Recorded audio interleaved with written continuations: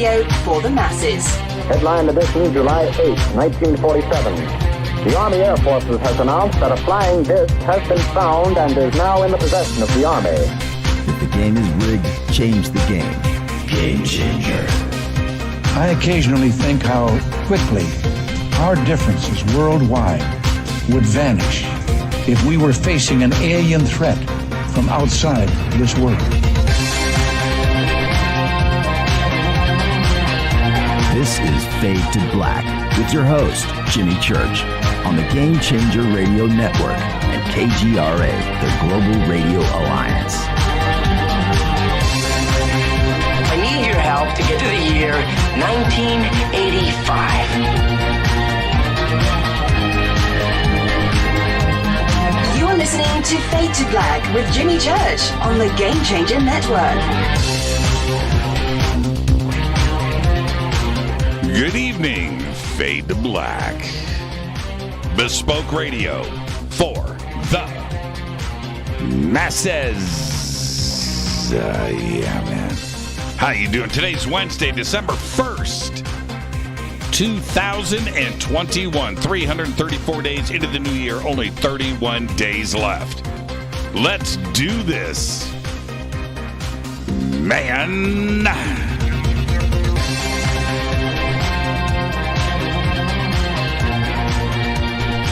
We are live from a bunker somewhere in the middle of nowhere. A total undisclosed location. But it is beautiful in here, folks.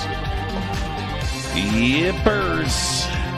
I would like to welcome everybody listening all around the world, all across the United States. Hither and thither, to and fro, back and forth, up and down, east and west, north and south, far and near.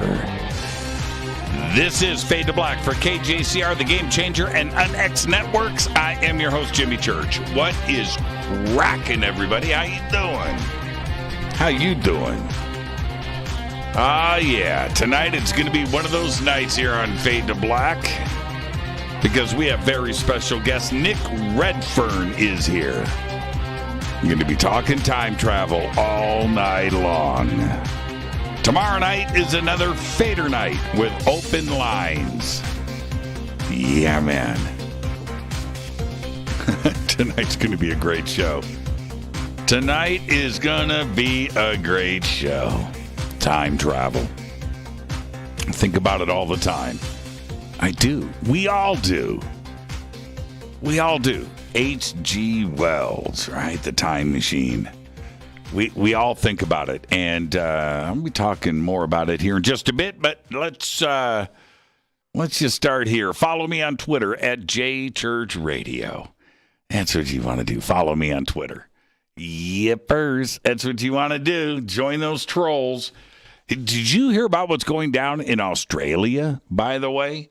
Australia, man, they've got troll regulations in effect.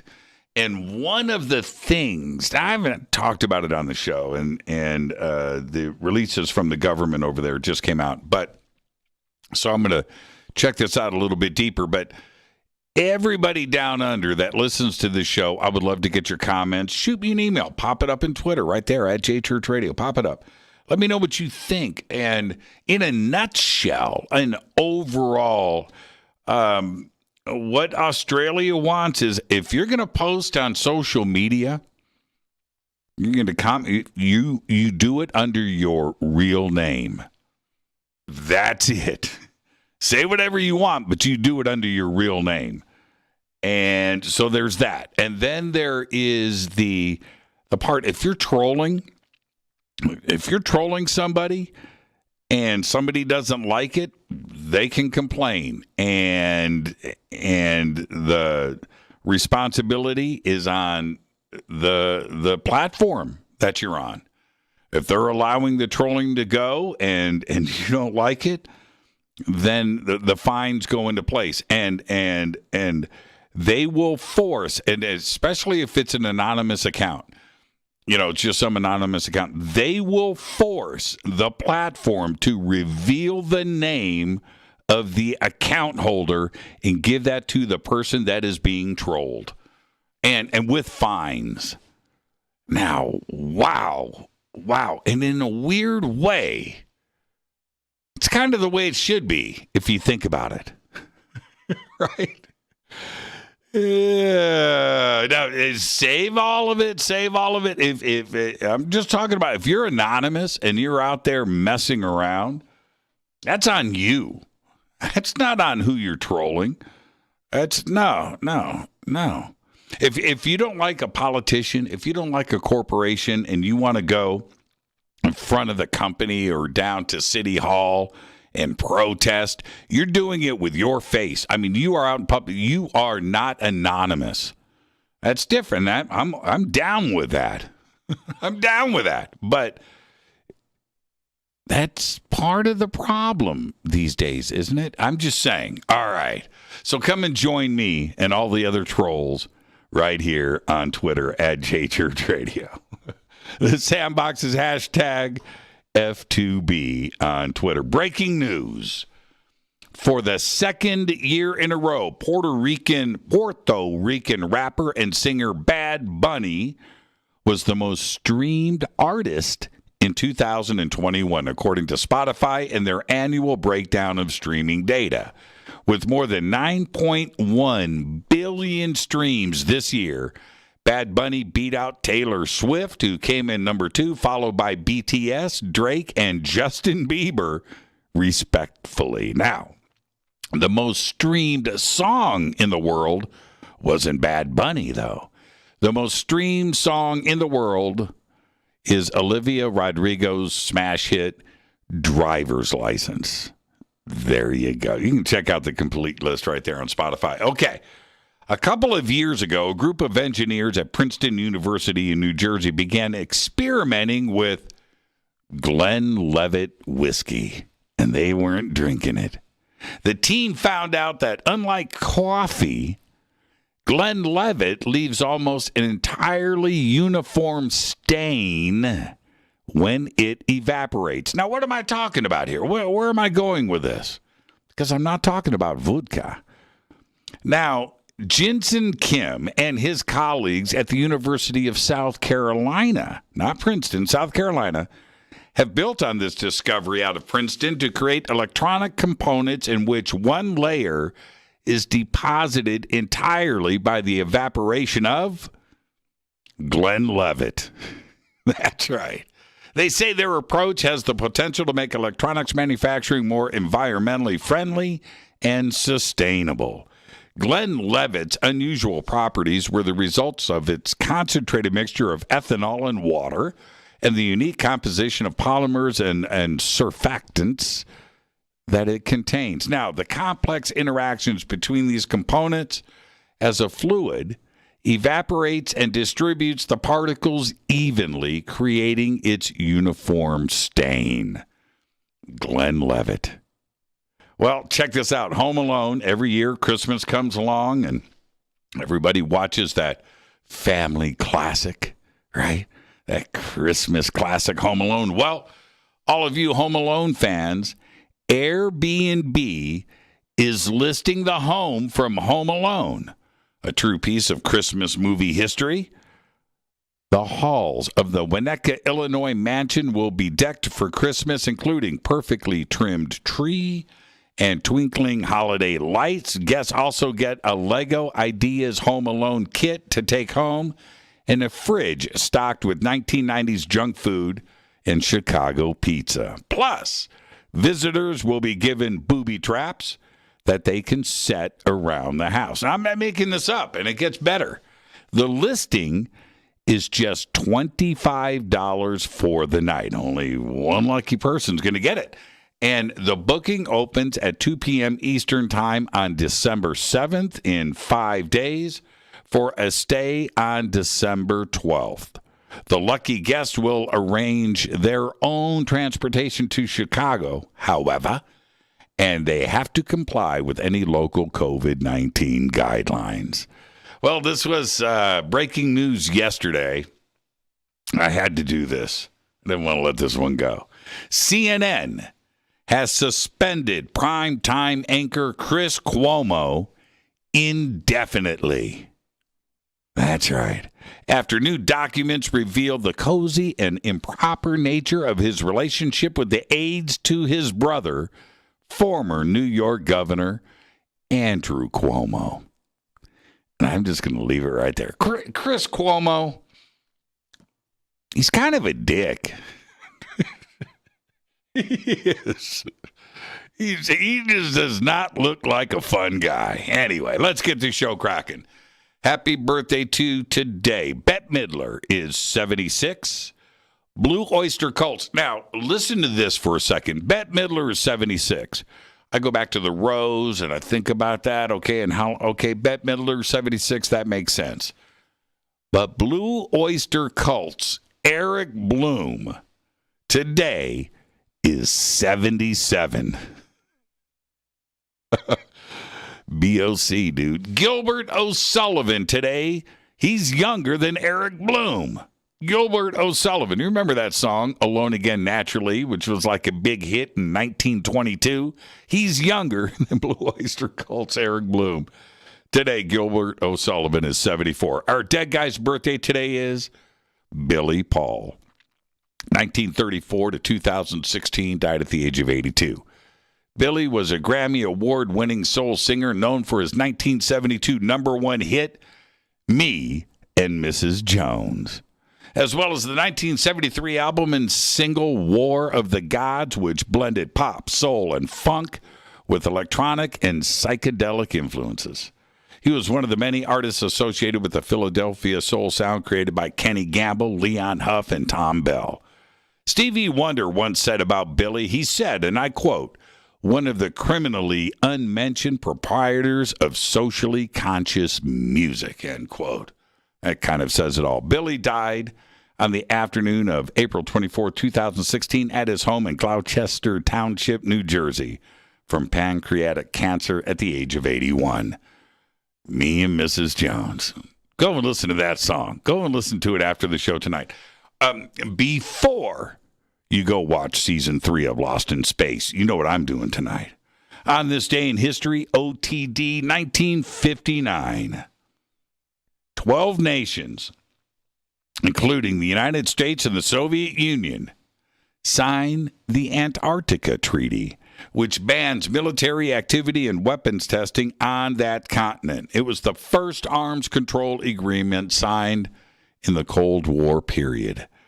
And you know what I watched recently in the last few days? I had to watch it in halves, but I watched By Dawn's Early Light. Have you ever seen that? With, what's his name? Booth. What's his first name? I can't think of his first name. And what's her name? Anyway, it's like made in 1990. Huge cast, man. Rip Torn. It's a great cast. Anyway, By Dawn's Early Light. Go check that out. If that's a sleeper. It's a good movie. Fader fact. Bank of America was originally founded by A.P. Giannini, an Italian.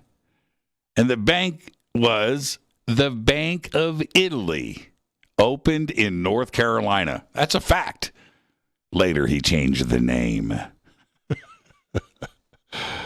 I read the whole history about AP. Cool guy, though.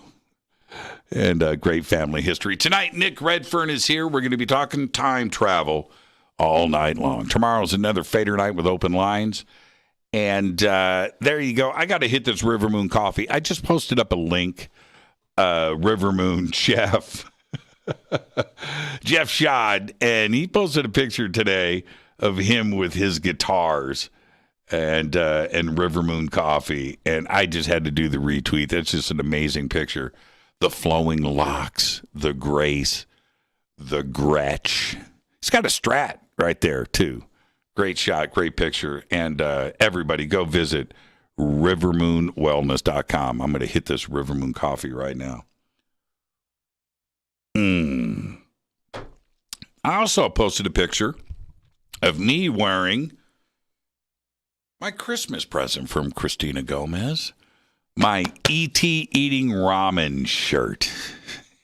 And, thank you, Christina. It's a great shirt. It's an amazing shirt. And I wore it out in public today. It just wanted to get reaction. All right. Where am I at? What am I doing? Rivermoonwellness.com, Fade to Black Blend. All right. Yeah, there it is. There's the picture. And there you go. I had ramen today. I did. I had well, this is what I did. Cup of noodles, chicken flavor, and then I heated up 4 Italian meatballs, cut those up, put those in a bowl, and then took the cup of noodles and just poured it over the top of the chopped up Italian meatballs, stirred that up, and man. And so I'm eating the ramen. And Christina's like, she texts me. She goes, what's up with my E.T. ramen shirt, man? You ever going to wear it on the show? I said, I'm wearing it now. I'm wearing it now while I'm eating ramen. And that's the universe connecting. That really happened today. Ask her. It was weird. It was really weird. All right, time travel.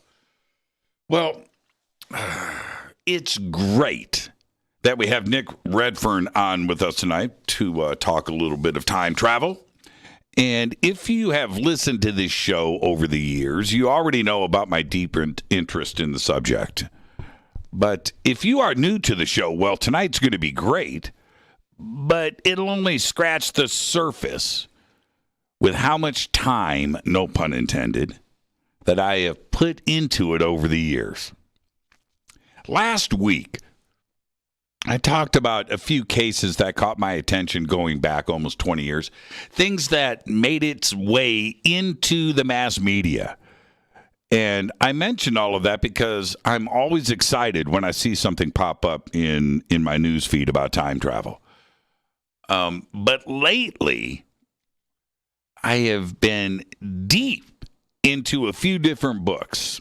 One, Michio Kaku's The Future of Humanity, Terraforming Mars, Interstellar Travel and Immortality, and Our Destiny Beyond Earth. That's the title of the book. It's a great book. Brian Greene's Until the End of Time, another great book. I've read both of those books so many times, and I'm going through them again. And part of that is because of the new release by Andrew Cohen, and it's called The Universe, the book of the BBC TV series presented by Professor Brian Cox.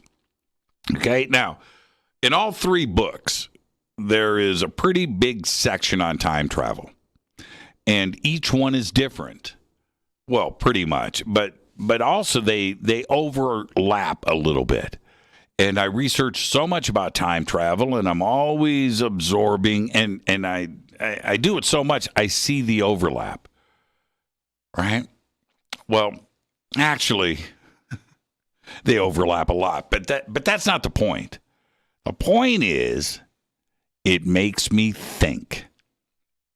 That's what it does. I ponder. I'm just into the subject of time travel. Now, here's the deal. Moving forward in time, time travel into the future. Well, all 3 books agree that it's not only possible, but fairly easy. And in due time, we'll be doing it. It's really not that big of a deal. All right? And so physicists and scientists and thinkers, they all agree. Time travel into the future, right? Okay. Going back in time, well, that's a whole nother story. It's a lot more complex. And each author in these 3 books approaches it differently. And 2 out of 3 here, they say, yes, it's possible. It's just not probable. And one says it just ain't going to happen ever. And you can figure that out on your own. You can go read 3 books. But one thing is for sure.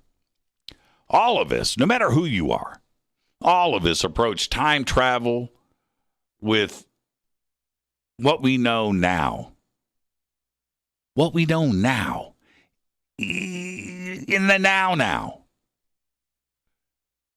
This limitation of thinking about time travel with our knowledge that we have today really narrows our focus on what is possible. And I'm thoroughly convinced that any advanced civilization beyond our own has got time travel dialed. The forward, back, sideways, doesn't matter. They got to figure it out. The simplest form of time travel is very, very easy, and it's mechanical. No time machine needed. That's right. You just jump on a spaceship and head out. Head out, away from Earth. Pedal to the metal. You know, you approach the speed of light or as close to it as you can get. You top out, and you make a U-turn. You turn around. That's it. That's it. Nothing more to it than that. Yeah, no time machine needed. You return back to Earth in the future. Now, depending on your speed and how long your trip was, well, that'll determine how much in the future you have traveled. Now, some say this isn't real time travel, but I assure you that when you get back and it's 1,000 years in the future and everyone that you knew is dead, way dead, you're 100% a time traveler. That's it.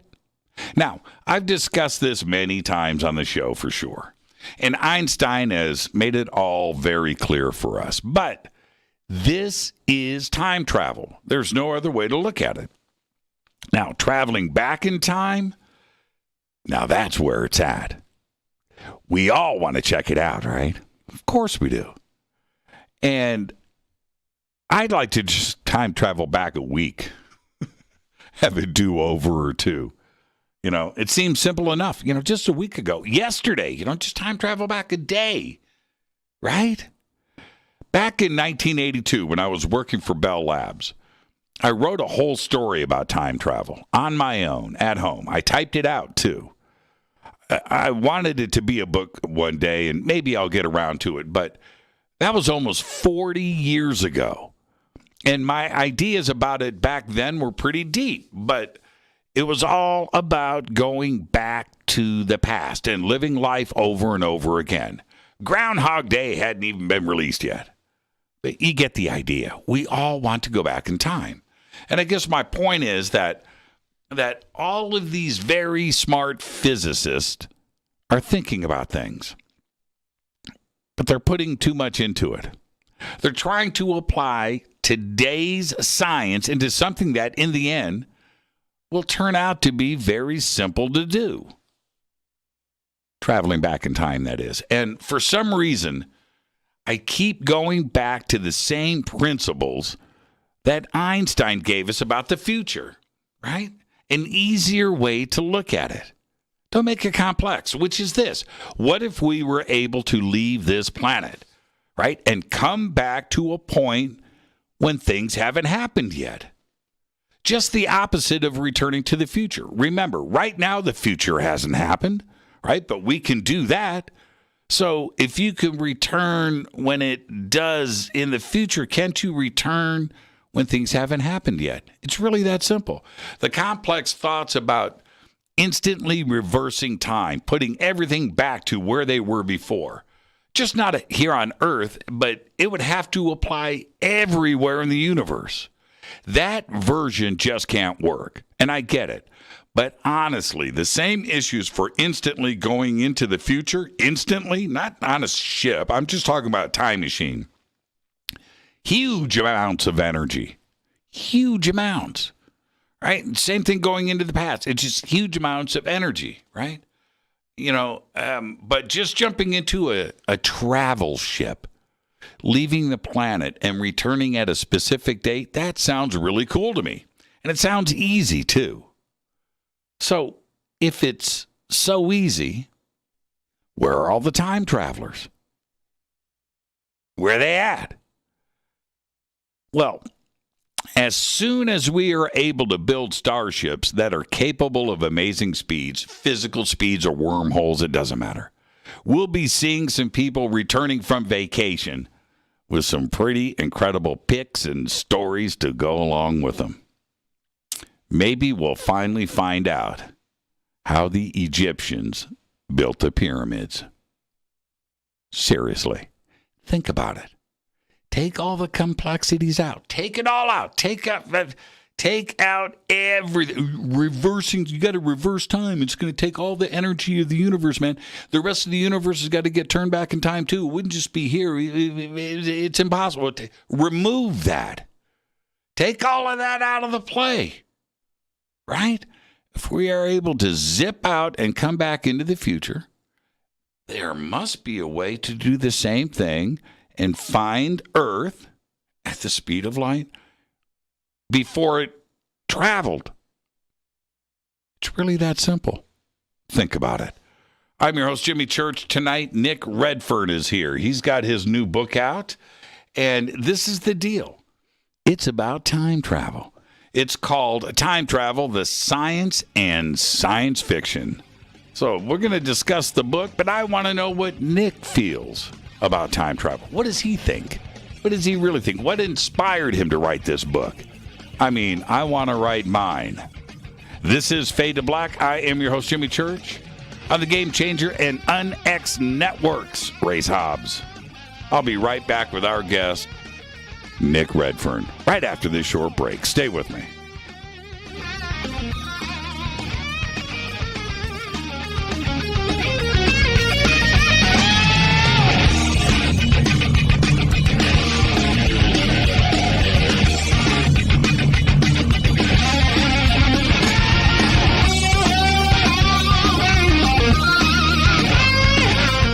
This is Nicole Church, daughter of you-know-who, and you're listening to Fade to Black on JimmyChurchRadio.com and the Game Changer Network. You're listening to Jimmy Church and Fade to Black on the X.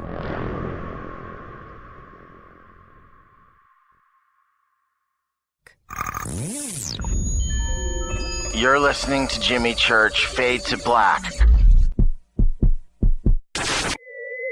Fade to Black will now pause for alien identification.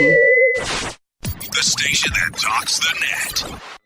Introducing the Game Changer blend from River Moon Coffee that delivers a customized blend made specifically for the Fadernauts. If the game is rigged, change the game. It's a bolder cup with some bite. Game Changer is the coffee of choice for those that prefer an organic dark roast that is slightly lighter and milder, but it's still dark. With wild notes of pecans and chocolate with a rich, balanced, full-bodied cup that is roasted to perfection for a great coffee to start your day, as an after-dinner coffee or anywhere in between. Artisan, small batch roasted to perfection. USDA certified organic, all River Moon coffee is freshly roasted and packaged in the USA. Just go to rivermooncoffee.com or click on the banners over on our site and use the promo code F2B Blend for 15% off of your order today.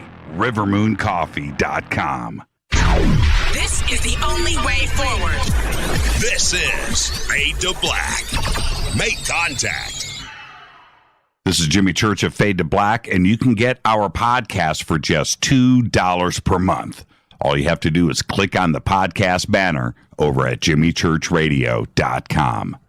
Hi, folks. It's troubling times, and fear is pushing emotions, which in turn pushes health the wrong direction. Do you ever get an ache because life is uneasy? Try Life Change Tea at getthetea.com. Life Change Tea works on your digestive tract, helping to move food through quicker and comfortably so your health is spot on. Life Change Tea may not help with world issues, but it will help with your digestive issues. A glass a day helps keep the intruders away. So, change your life today. Log on to getthetea.com. That's getthetea.com. If your health game is off, get on by ordering Life Change Tea. Getthetea.com. And while you're on our site, look around at the great non-GMO organic supplements. And if you're a sales shopper, go to our specials page and see what's for you. I've been drinking the tea for 12 years and I'm sure glad for its health benefits. Again, that's getthetea.com. Getthetea.com. The tea that makes you go. The new KUNXDB, the UnX Network, bringing you the best in paranormal programming in premium high-definition streaming audio and video. Log on to the network at unxnetwork.com and check out the growing lineup of programs, including Jimmy Church, Whitley Strieber, Micah Hanks, and many more. Sign up for the free UNX newsletter, follow the UNX blog, or pick up the latest edition of the UNX magazine. Be sure to follow us on Facebook and Twitter. So check us out at unxnetwork.com. Tap the show page and the calendar so you never miss your favorite live shows and podcasts. We are your portal for all things paranormal. The X, explaining the unexplained. 9 out of 10 geneticists agree. Fade to Black is not your father's radio show on the Game Changer Radio Network. Hi, this is Rob Reiner from Anvil, and you're listening to JimmyChurchRadio.com. What's up? I'm Chris. What up? This is Kyle Massey, and you're listening to Jimmy Church Radio.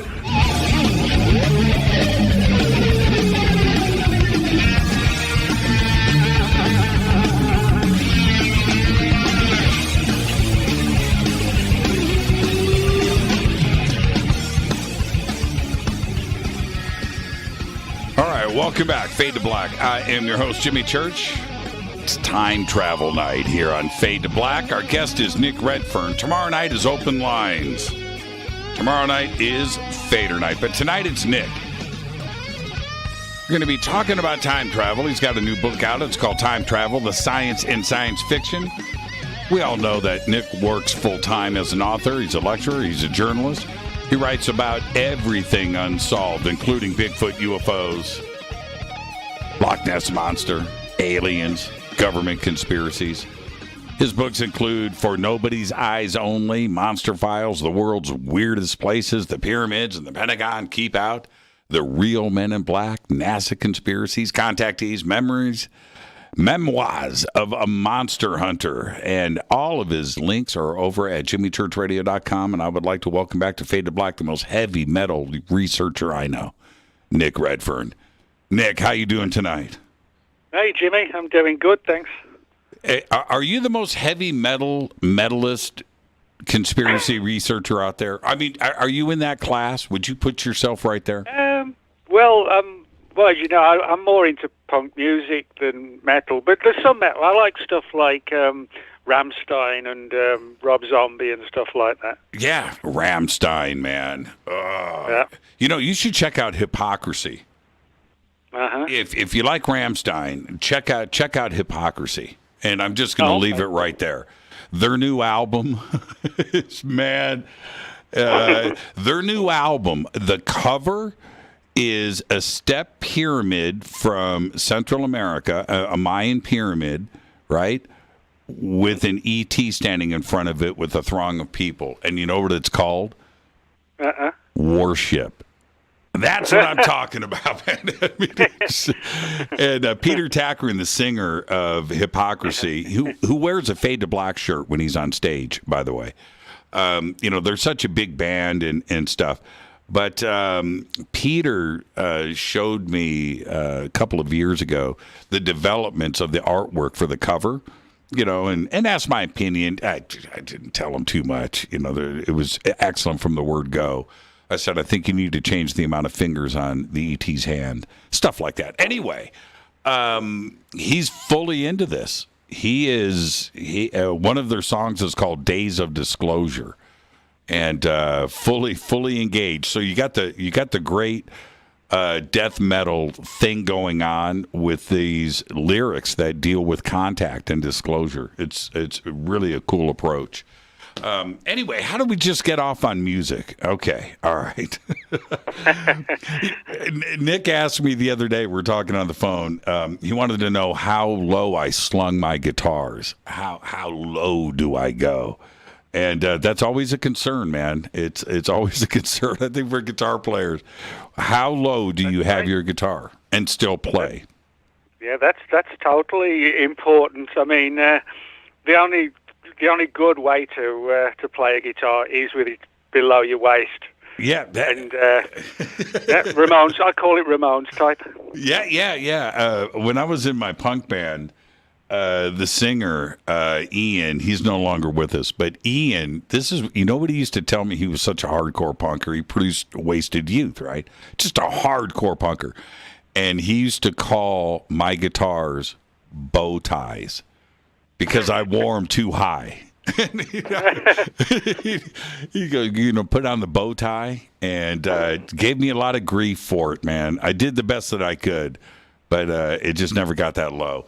So anyway, time travel, and this is the thing. We're going to have so much to talk about tonight, but what inspired you to write the book? Well, I guess more than anything, it was based on the fact that when I was sort of looking into the subject of time travel, and some of it was so sort of technical and scientific. And there's nothing wrong with that, of course. But some of it you need to be sort of like a professor of whatever to grasp it. And then at the other end, you've got like the fiction angle, the movies, TV, that kind of thing. And I felt, well, let's try and do something that sort of jumps up right in the middle, sort of time travel for all of us, because I'm certainly not a scientist, to say the very least. But I felt that, put something out there that we can all read and that we can all get our grasp around and look at the different theories, because I think a lot of people, and this includes me as well, when we think of time travel, we think pretty much of the world of fiction, even if we're not sort of consciously doing that. Mm-hmm. But we do think of like sort of the scenario in like sort of Back to the Future, sort of hitting the button in the DeLorean and get back to the 1950s and see your mom, And but the fact is, if you look at the so if you call the real world of time travel, it's very different. But even I have to say, as I said, that when you're talking about time travel, you really are sort of driven to the entertainment angle. I mean, some classic examples would be H.G. Wells's 1895 novel, The Time Machine. Now, that one, it's a really good book, and it still stands to this day. And it's been made into 2 movies as well. And then, of course, we got the 1968 Planet of the Apes movie.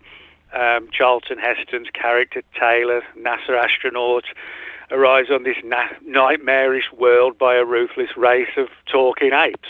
And then he realizes at the end of the film, just 2,000 years later, thereabouts, he's back on home. And another one, which is a cool one as well, 1984's The Philadelphia Experiment, which sort of plays on the so-called real Philadelphia experiment, intended to make a warship invisible during the Second World War, but supposedly, or allegedly, as some say, that the number of the personnel from the ship were flung into the future. Very controversial.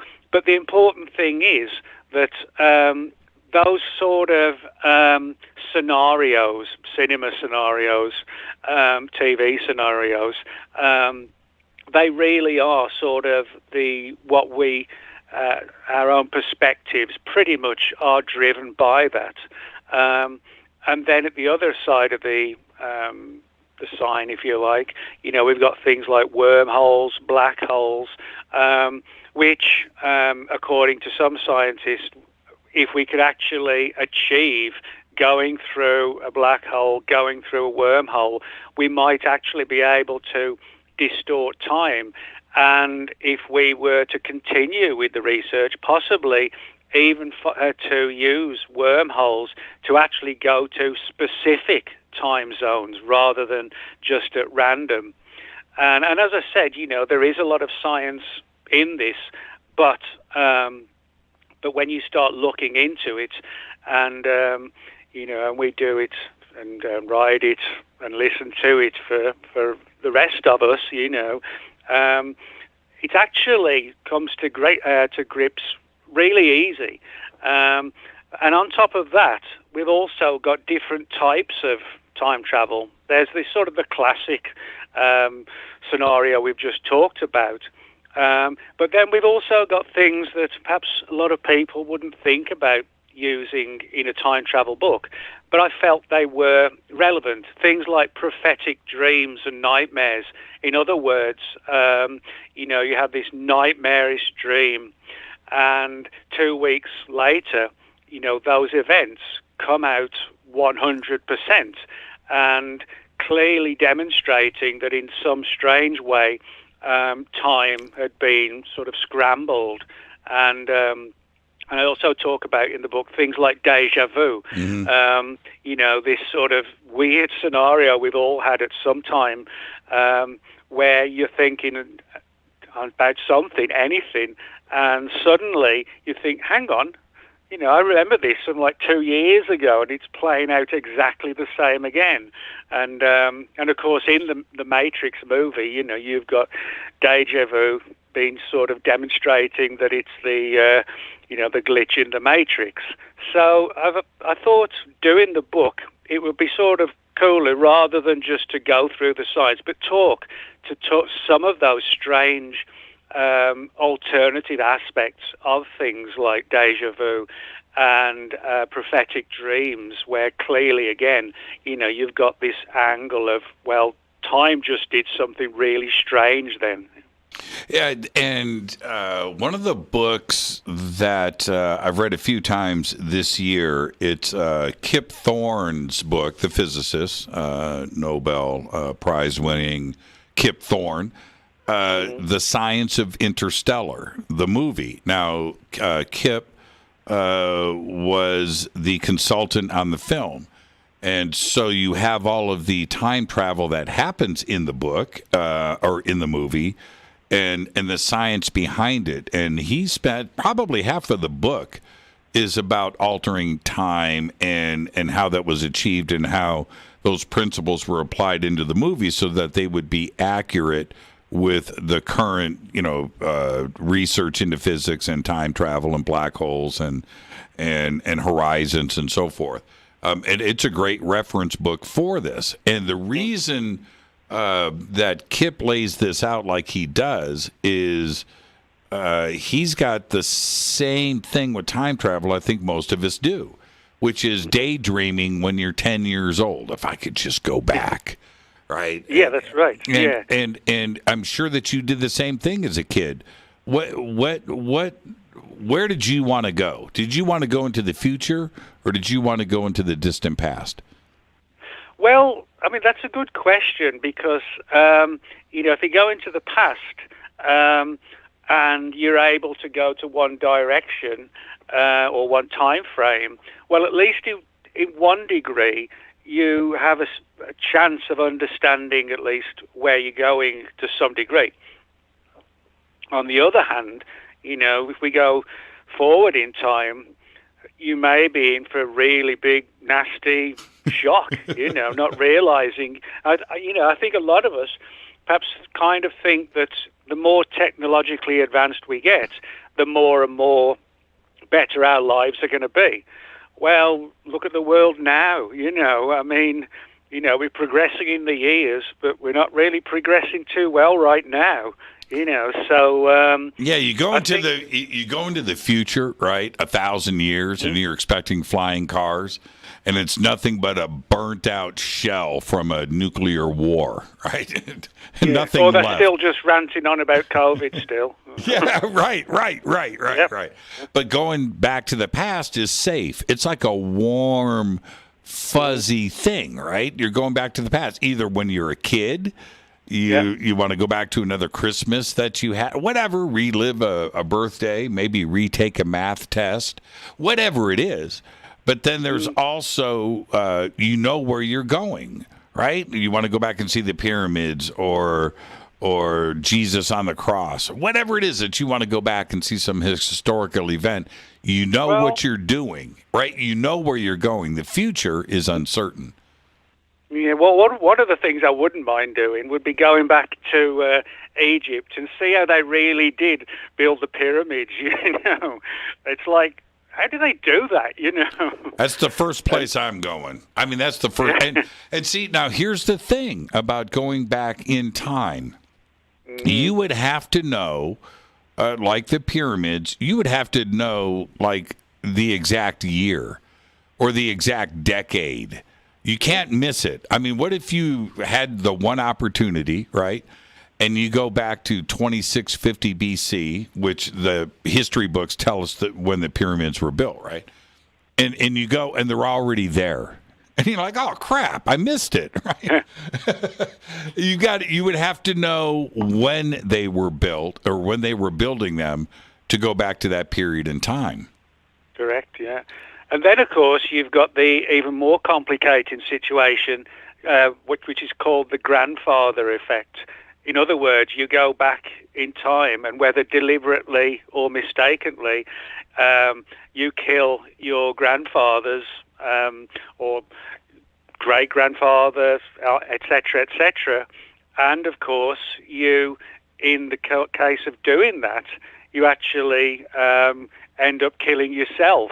If you look at the sort of even more complicated story in relation to the grandfather scenario, is that you could actually create a completely different timeline, which is a whole different angle.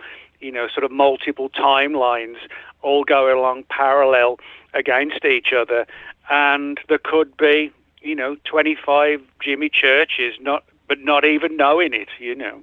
Well, I talked about this a couple of months ago, and I wrote a whole thing about it. And this is what I think. I'm anything is possible. Alternate timelines. Every time you do it, you're creating another. Okay, I get that, and that certainly would eliminate some of these complexities. But I envision something a little bit different. That if you go back in time, right, the grandfather paradox thing comes into play, right? Okay, you go back in time. You are no longer in the future. You are back in time. So you could kill your grandfather. It doesn't matter. You've already moved back in time. There isn't a question of killing yourself. No. I think it would be much simpler than that. You're back here, you kill your grandfather, so what? That's it. You wouldn't die in the future. You're already back in the past. Mm-hmm. So that's actually a good point, because a lot of people really kind of overthink a lot of this. Right. But if you look at it from the perspective you just said, where, you can't, there's this theory that you cannot actually alter change. You just become a part of change of time. So, from that perspective, that's a feasible and a doable theory. The idea that the fact that, or the theory that time cannot be changed, but you can become a part of it. Maybe somebody would go and take a picture at Dealey Plaza where Kennedy was shot, and somebody sees a photograph of you within that picture, but you wouldn't be able to change anything at Dealey Plaza. You wouldn't be able to save JFK because it was all, it was already done.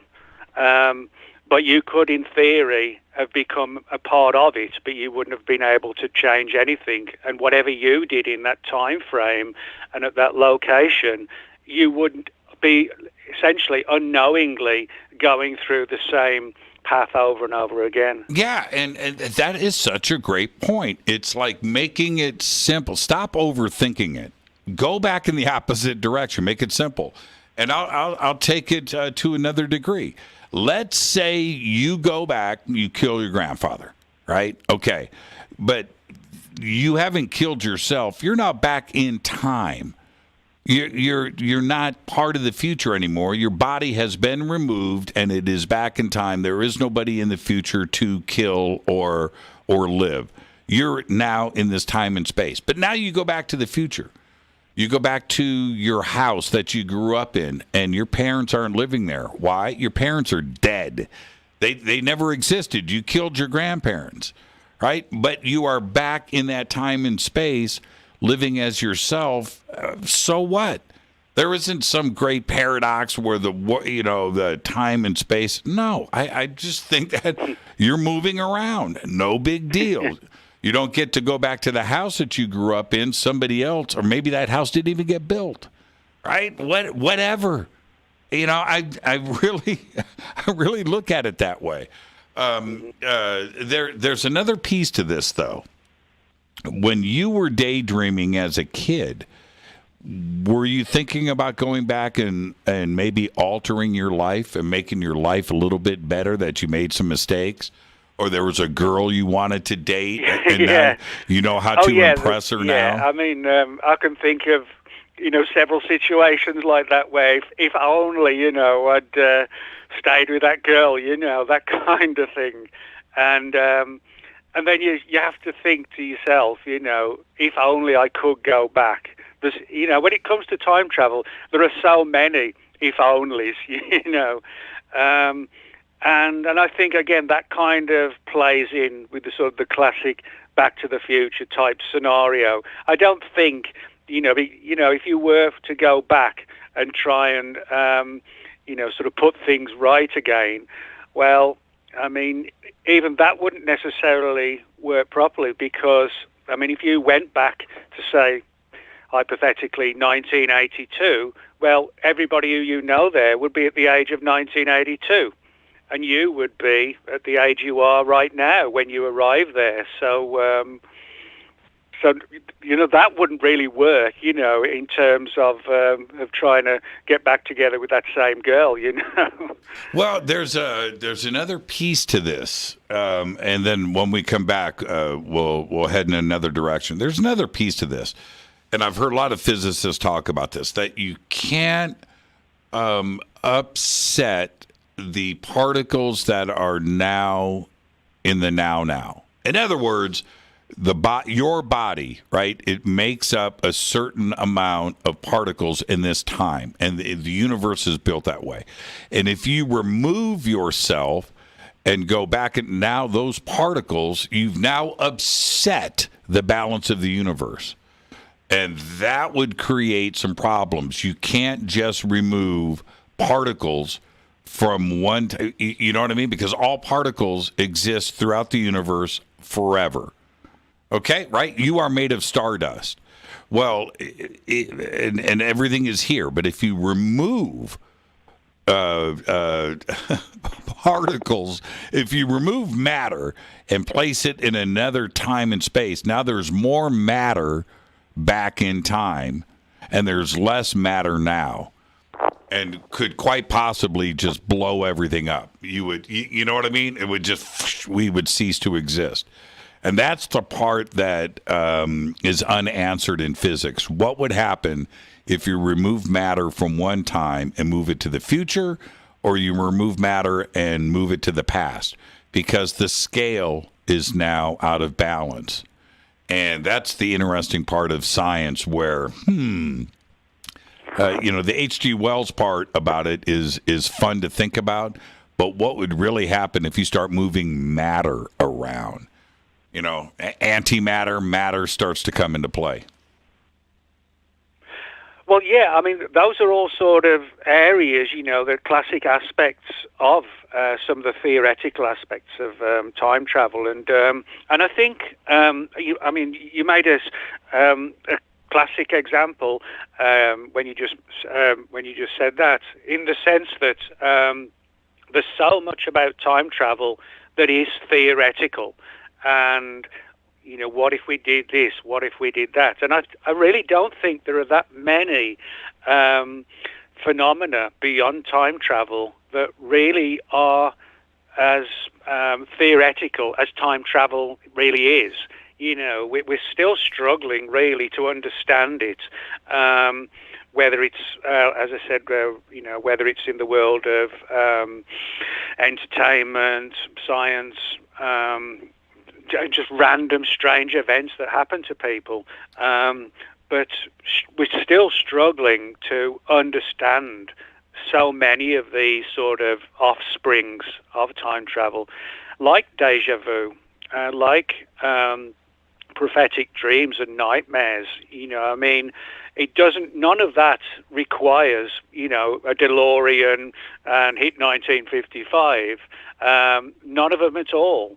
But we're still struggling to understand how and why we can dream about something in 1 week and the exact thing comes to fruition, if you like, 3 weeks later, even down to, minute aspects. And somewhere that is still a form of time travel, but it's not, the conventional scenario of time travel. And that sort of ties in, what you just said. There's so many different aspects of time travel that can be, connected in all sorts of different ways. It's not just, the classic picture. Yeah, when you listen to scientists and physicists discuss this, they will always bring up the same things that we talk about, the grandfather paradox, and they will talk, but they don't get into the esoteric. They don't get into the strangeness part, like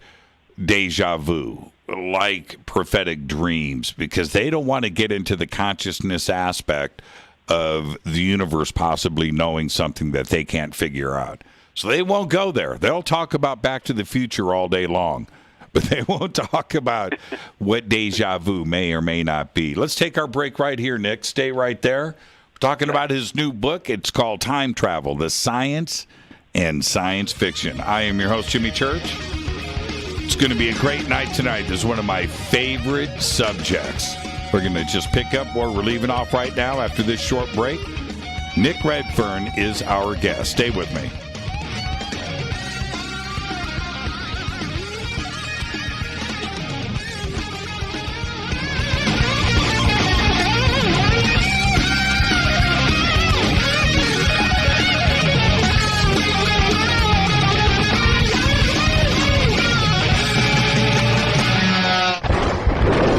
This is Fade to Black with Jimmy Church on the Game Changer Radio Network. Your 1 million gigawatt paranormal powerhouse, KUNX-DB, The X. This is Billy Carson with ForbiddenKnowledge.tv. Forbidden Knowledge TV has just reached its 1-year anniversary. That's right, 1 year. And as a show of appreciation, we are giving all new subscribers a free 30-day trial of ForbiddenKnowledge.tv. That's 30 days to binge watch thousands of movies, documentaries, conferences, workshops, lectures, yoga classes, meditation courses, and so much more. So log on to ForbiddenKnowledge.tv from your computer or mobile device, or get the Forbidden Knowledge TV app on Apple TV, Roku, Amazon, iTunes, or Google Play today, and use coupon code 30daysfree. That's coupon code 30daysfree on ForbiddenKnowledge.tv today. Because you never got that pony you always wanted. Damn it. Jimmy Church and Fade to Black on the Game Changer Network. Listen, I know, and you know, that you've always wanted your first crystal skull. Or maybe you're a collector just like me, but you just don't know where to go to find the real thing. Then I met Carolyn Ford over at EinsteinTheCrystalSkull.com. Carolyn is the guardian of Einstein, one of the most respected ancient crystal skulls in the world. All of her unique skulls have been imprinted sitting with Einstein in his sacred lodge and are carved from the finest gemstone and materials.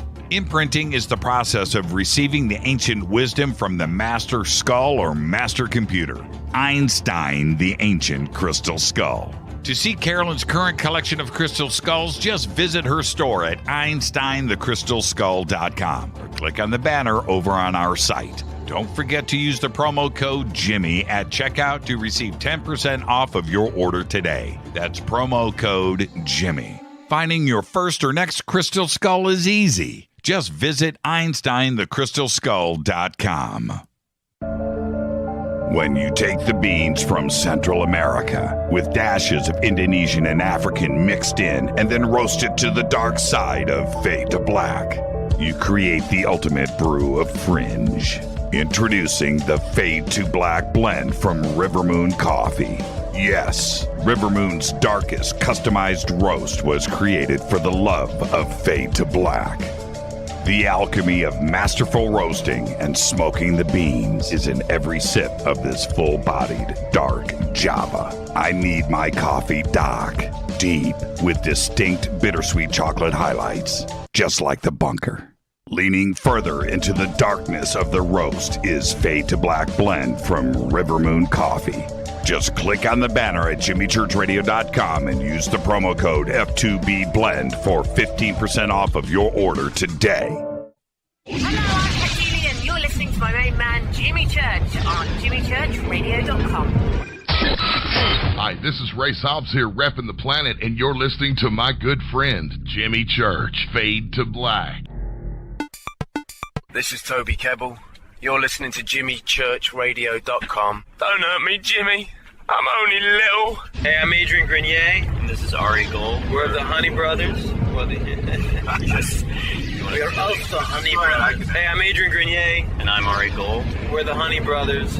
And you're listening to Jimmy Church. The Revolution. This is Jimmy Church of Fade to Black, and you can become an official Fadernaut by just going to our membership section at jimmychurchradio.com. Hello, this is Serena Wright Taylor from Conscious Life Expo, and you're listening to Fade to Black with Jimmy Church, who holds the Lucky Pony record for the best astrological chart since 1963. True story. This is Micah Hanks of the Gralien Report, and you're listening to Jimmy Church on Fade to Black.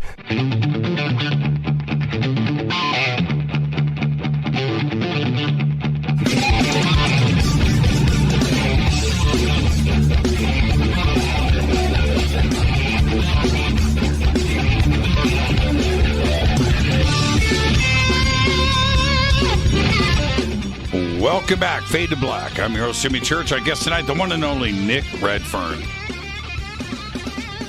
Nick Redfern. We're talking about his new book, Time Travel, The Science in Science Fiction.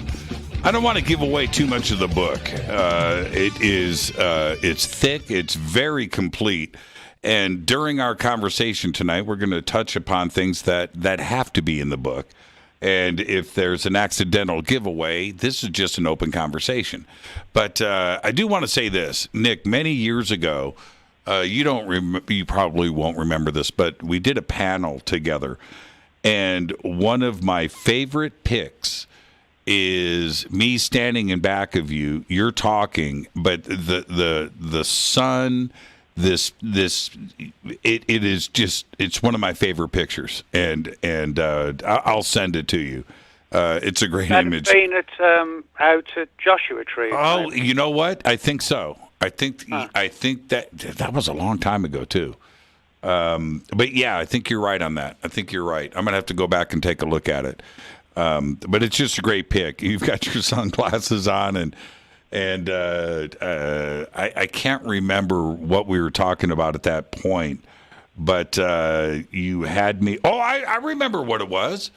You said, okay, we need to stay on time travel, but you said something that I never forgot, and you had said, maybe these flying saucers, maybe they're just right here. Maybe they're on the moon. Maybe there is a base in our solar system, and they're just popping over here to say hi. They're already in the neighborhood, and I was like, wow, that's heavy, right? That's really heavy. I mean, in one sense, it makes sense, and the reason why I say that is because if you talk about aliens sort of coming to the Earth. Unless they've achieved something which allows them to sort of zip from one place to the next one in seconds, if they haven't been able to do that, then, it would take an incredibly long time period to do that, to come here. And so, from the perspective of just sort of common sense, I would think they would have sort of staging places, perhaps like on the moon, on Mars, that kind of thing. That would make things incredibly easier for sort of like a visiting race, and not having to sort of travel for X number of light years, Yeah, I think we'll get back to time travel in a second. I think you said your dad gave you that idea, that theory. Does that ring a bell? Well done. He's always coming up with things like that. Yeah. I may have it all wrong, but anyway. So, what about another aspect to this, which I personally have experienced, which is what I think is some kind of time slip, where you see something that doesn't fit where we are now, and you have entered into a previous time, or maybe something in the future, and you see it, you experience it, your atmosphere, your town, and things are just different at that moment, and then they go back to normal. That happens. There's reports about this all the time. Oh, yeah. I mean, this is a classic aspect of time travel, and it's particularly intriguing because in most of these cases, they sort of occur without the person having any knowledge about it until it's literally under their nose. I mean, the perfect example would be the story from Versailles, France. Now, this story goes back to 1901, and excuse me, and it's known as the Montbéliard-Jourdain incident, and involves two ladies who visited Versailles, France in 1901, walking around it and the palace and all the buildings and the trees and the bushes and so on. And then things started to change a little bit almost of like, the sounds surrounding them changing and kind of just like a difference in the atmosphere. But then also it looked like Versailles itself had changed as well. And knowing some history about it, they realized they were seeing Versailles more than based on the clothing and the buildings, that they were actually seeing Versailles maybe about 100, 110 years earlier. Now, there was no time machine, there was no DeLorean, there was nothing like that at all. It was just a case of them walking around the lawns, and then the atmosphere gets weird, and then suddenly everything has changed. And they were so impressed, and I guess awed as well as to what happened. They wrote a book called An Adventure, a True Story about time travel. And it's a really fascinating book. And that case, more than any other, is the classic example of how people can have these experiences. There's another one that I talk about in England. Back in the civil wars in England, there was one particular famous battle. It was called the Battle of Hopton Heath.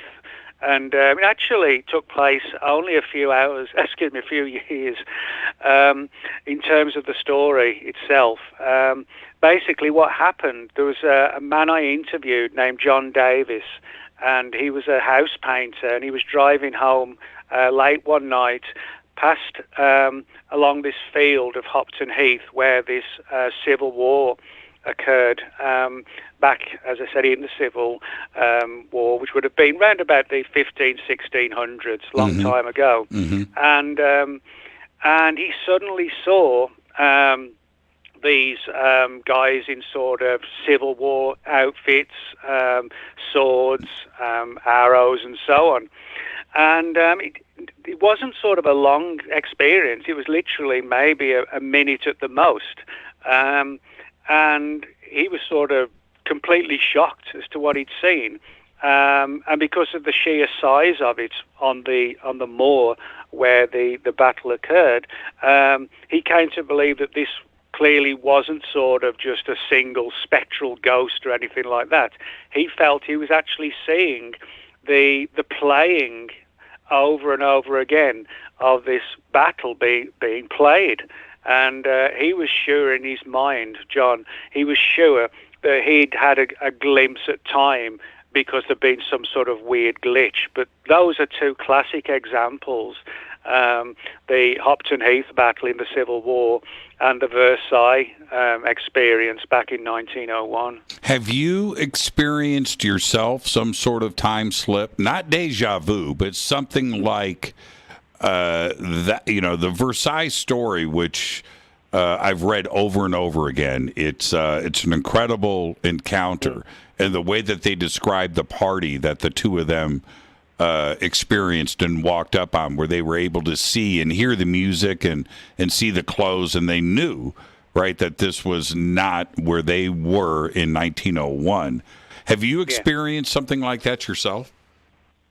Well, I've only ever had one experience, and it's nothing particularly amazing, but it's one of the reasons why I got into looking into the aspect of time travel.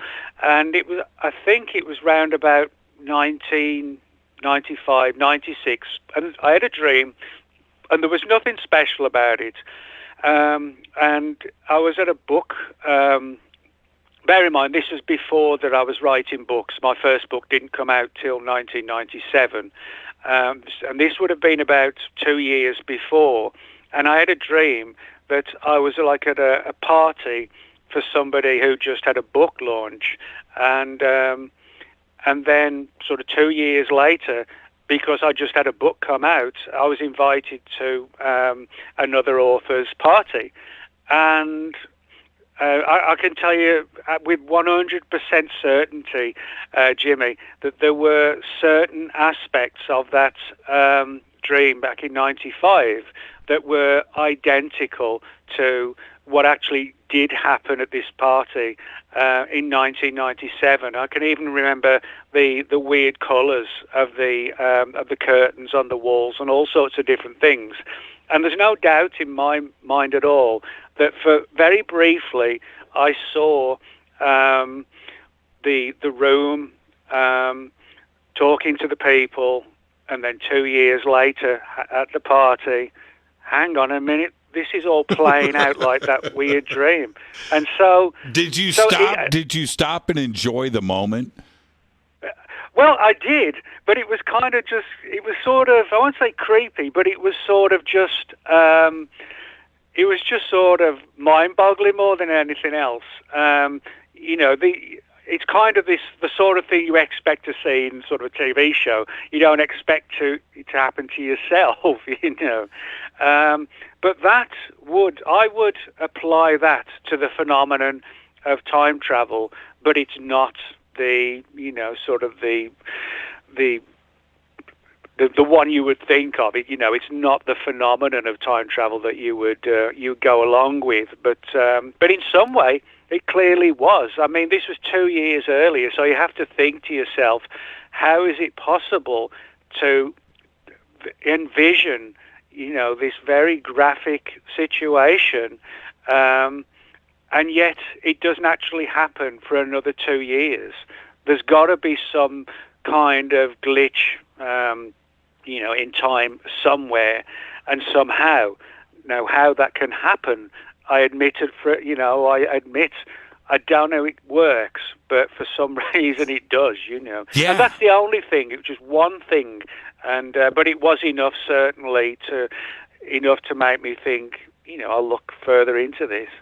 One of the things that I find interesting, and I went back historically, this is 2-3 weeks ago, and I pulled up some things that I remembered over the years. Things that broke into the media about different time travelers, and a few things happened. And this is what was strange to me, that nearly all of the famous time travelers that have popped up, that have become part of a folklore, if you will, or a mythology, they all have disappeared.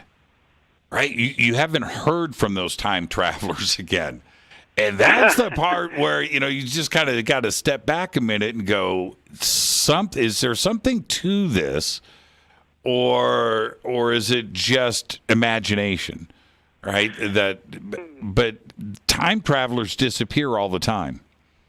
Well, that's a good point. I mean, one classic example would be a guy using the name John Titor, which is spelled Titor. And John Titor popped up on the internet in the early 20th, round about 1999 was the... Yeah, there you go. Did you, let's talk about John Titor for a second. You say Titor, I say Teeter. I was immersed in that when it was going down. Okay, I was right in the middle of it. I was on the forums. I was on the message boards. I was reading the updates as they were coming in. Some were spaced apart. I was looking at the photographs. I was there in real time. Were you following the story when it broke back on Coast to Coast, 1999? Oh, yeah, I followed that very, very closely because mainly, there was a lot of things that he said in the sort of, the different things he was saying about, the future in 2030 to 35, things like that. And he talked about things like a civil war and things like that. But I guess the big glaring thing, there was never any mention of like 9/11 or anything like that. Now, his sort of devotees, if you like, suggested that the reason why he hadn't picked up on that was because his timeline was not our timeline. It was slightly different, that in that particular timeline, something did not happen, and yet it did in the Titor one. It did. However, if you read, all the papers and documents that he put out online, this was not a crazy, sensational guy. The writing and the stories were actually extremely sort of, filled with concepts and ideas. And I think, people often ask me about this, and I think, personally, there can really only be three scenarios. One is that it's true. The other one is that isn't true, it's a hoax.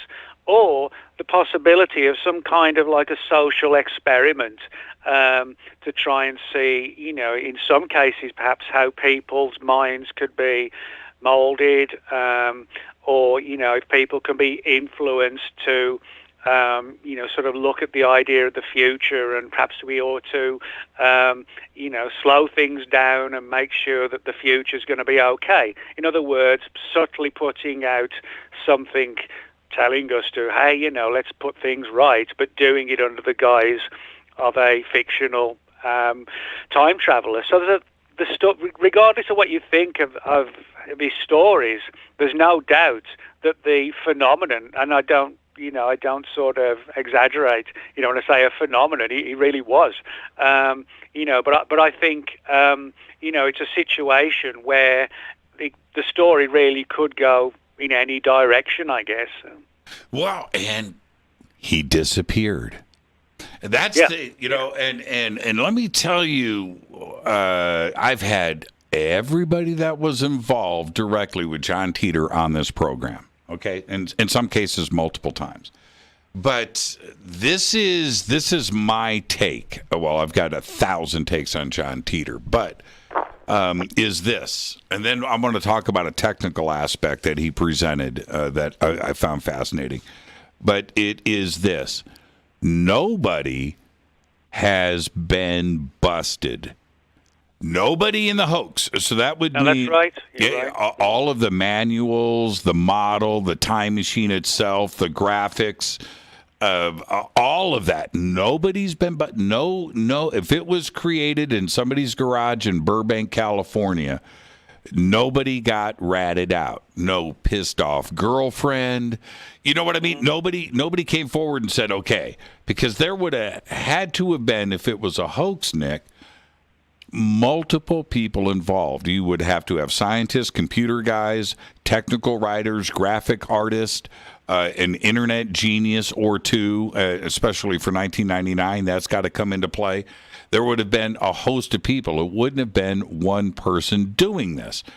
To create those stickers and graphics on the time machine, you've got to create the graphics. You've got to go to an art studio. You have to have stickers made. You have to have the typesetting done. This was in 1999, not in 2021, where all of this stuff is simple and you order it off of Amazon. It was a different world back then. And nobody got busted. Nobody got busted. Not a single person. And that I find interesting. The story never unraveled, Nick.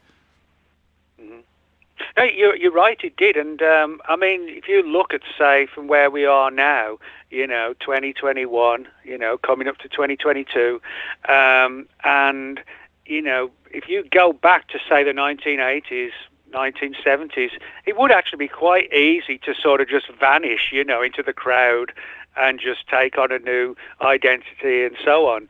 It's much difficult today, not to leave a pattern behind you, a net-driven, sort of line behind you, and to actually vanish and not be successfully found ever in this era really is difficult to achieve that. I mean, you need money for food.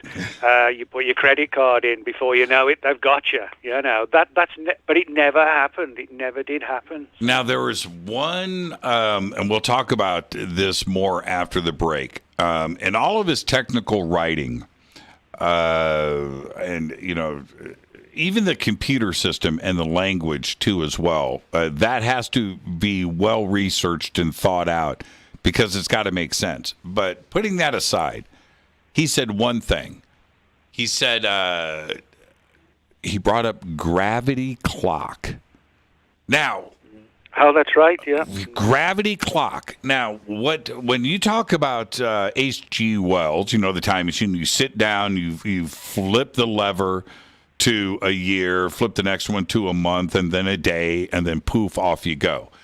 The aspect of how the time machine knows where the Earth is, right? Because the Earth is going around the sun. The Earth is also rotating. How do you not just end up in deep space, right? Floating. There's that. Or how do you not end up in the middle of the ocean? And drown, right? What John Teeter said is that he had the technology, the breakthrough was a gravity clock.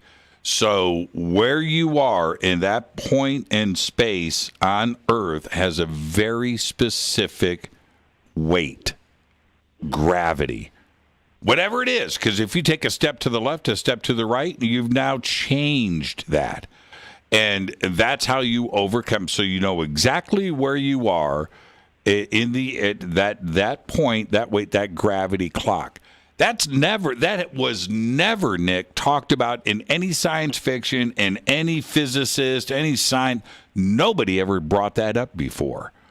And to have it like that in John Teeter's writings said to me that he was real. And I was okay with that. That gravity clock aspect of his story was something that was never mentioned before by any brainiac. Well, yeah, you're right. And there's another angle as well that a lot of people forget about, is it kind of parallels in when we're talking about rock bands earlier. Most rock bands don't want to stop because they like all the adoration from the fans and, all the adrenaline on stage and everything. And so they keep going, and they keep going until they become ridiculous, and they can't sing anymore, and so on and so on. And that never happened with John Titor either. He didn't sort of keep, sort of going on and on and on, wanting more and more publicity and so on. He quit. It was kind of like, your favorite band stopping at the age of 30 rather than going on to 65 or whatever. And you can make that analogy with him. The idea that you would expect him to want all this adoration and people talking about him, but again, it was gone. It was stopped, and that itself as well is an interesting and alternative, if you like, alternative fashion as well, really. Yeah, and we got to take a break right here. But this is the other thing. His name. There are no Teeters in the phone book, right? There are, that if you are clever enough to think about the science of time travel, the history of computers and languages and glitches in the matrix and what has to get fixed in the future and why, and very complex story, and then you even throw in the wrench, right? How about a name that's never been used in the history of the world? Right? I mean, that was just incredible to me. I mean, everybody was Googling Teeter, right? Yeah, Titor, that's right, yeah. And there was nothing there. You're right. I mean, that was a crazy time. Like you said, there were radio shows, there was, people was putting up blogs and things and talking about it, and you name it, he was in the news, and that's another reason, to realize that the alternative aspects of this story, because he was gone, he was done with it, and it must surely have taken a lot to have walked away from all that after that several years of coverage, and so on. Yeah, he was a rock star. You're absolutely right about that. And if you go, I've got to take a break right here, but if you go back, somebody start posting some pictures. I've got files on my computer I could post, but somebody post a picture, if you can, in the chat room or in Twitter of his time machine.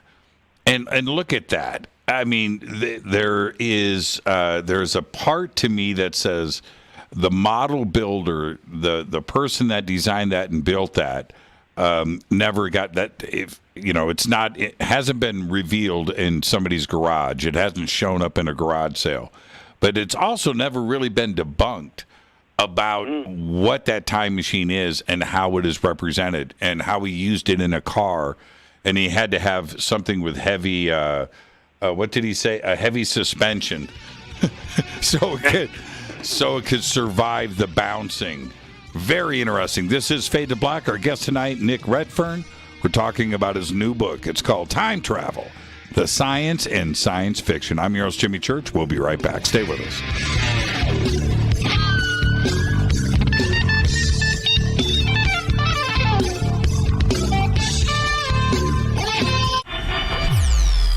You're listening to Jimmy Church and Fade to Black on the X.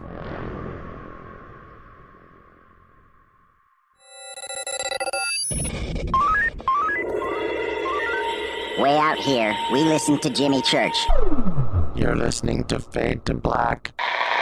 Always on the edge of the hottest alternative talk. Jimmy Church with Fade to Black. ¿Qué tal, mis amigos? Yo soy Mario Carson, el tiburón, y los invito para que escuchen a mi buen amigo Jimmy Church Radio. ¡Claro que sí! The new KUNXDB, the UNX Network, bringing you the best in paranormal programming in premium high-definition streaming audio and video. Log on to the network at unxnetwork.com and check out the growing lineup of programs, including Jimmy Church, Whitley Strieber, Micah Hanks, and many more. Sign up for the free UNX newsletter, follow the UNX blog, or pick up the latest edition of the UNX magazine. Be sure to follow us on Facebook and Twitter. So check us out at unxnetwork.com. Tap the show page and the calendar so you never miss your favorite live shows and podcasts. We are your portal for all things paranormal. The X, explaining the unexplained. Badernauts. When you think about the future of our country and where we're headed, do you wonder about the food supply? I do. Disruptions in the food supply chain could be disastrous, and they usually occur with little warning. That's why the smartest thing you can do today is to stockpile emergency food, water, and other essentials. I personally recommend My Patriot Supply. They're the nation's largest emergency preparedness company, serving millions of customers for more than a decade. In fact, they're the only source my family trusts for our preparedness plan. You should too. Right now, save 20% off a full 4-week supply of delicious meals that provide 2,000 calories a day. Saving 20% helps too, doesn't it? Especially now. So go to preparewithjimmy.com and get ready. That's preparewithjimmy.com. There's no time to lose. Do it now. Badernauts. When you think about the future of our country and where we're headed, do you wonder about the food supply? I do. Disruptions in the food supply chain could be disastrous, and they usually occur with little warning. That's why the smartest thing you can do today is to stockpile emergency food, water, and other essentials. I personally recommend My Patriot Supply. They're the nation's largest emergency preparedness company, serving millions of customers for more than a decade. In fact, they're the only source my family trusts for our preparedness plan. You should too. Right now, save 20% off a full 4-week supply of delicious meals that provide 2,000 calories a day. Saving 20% helps too, doesn't it? Especially now. So go to preparewithjimmy.com and get ready. That's preparewithjimmy.com. There's no time to lose. Do it now. So, you love talk radio? Then you'll love TalkStreamLive.com. TalkStream Live is always on, 24/7, with the best streaming talk shows. Find your favorite talkers and discover some new ones. It's free, readily available online or on mobile with any smartphone or tablet. Finding your favorite talk shows all in one place has gotten a whole lot easier. Just go to TalkStreamLive.com. Be sure to download the free apps from Google Play or the iTunes App Store. You listen to us, and we listen to you. And so does the CIA. You are listening to Fade to Black with Jimmy Church on the Game Changer Network. Oi, oi, I'm Reese Evans. You're listening to Jimmy Church. This is Revolution. The revolution will not be televised. The revolution is on radio. Ciao.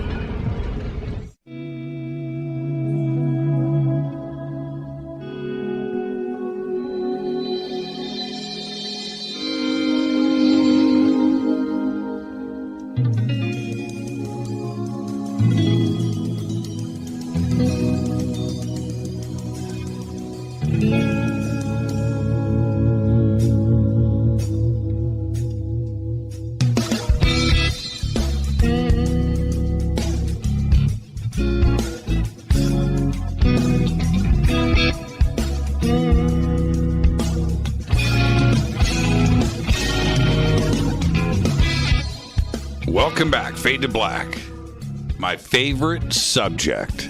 Tonight, it's time travel. Nick Redfern, he's got his new book out, and it is called Time Travel, The Science in Science Fiction. And you can pick up your own copies. I've got the links up everywhere to go and get it. And I love that all of you Fadernauts are posting covers of the book. And it's a great book. It's a great read. And now, Nick, this is more in your wheelhouse, but I'm going to bring up something that I thought you were going to go there in the book. You didn't quite, but this is where I'm going to pick your mind a little bit.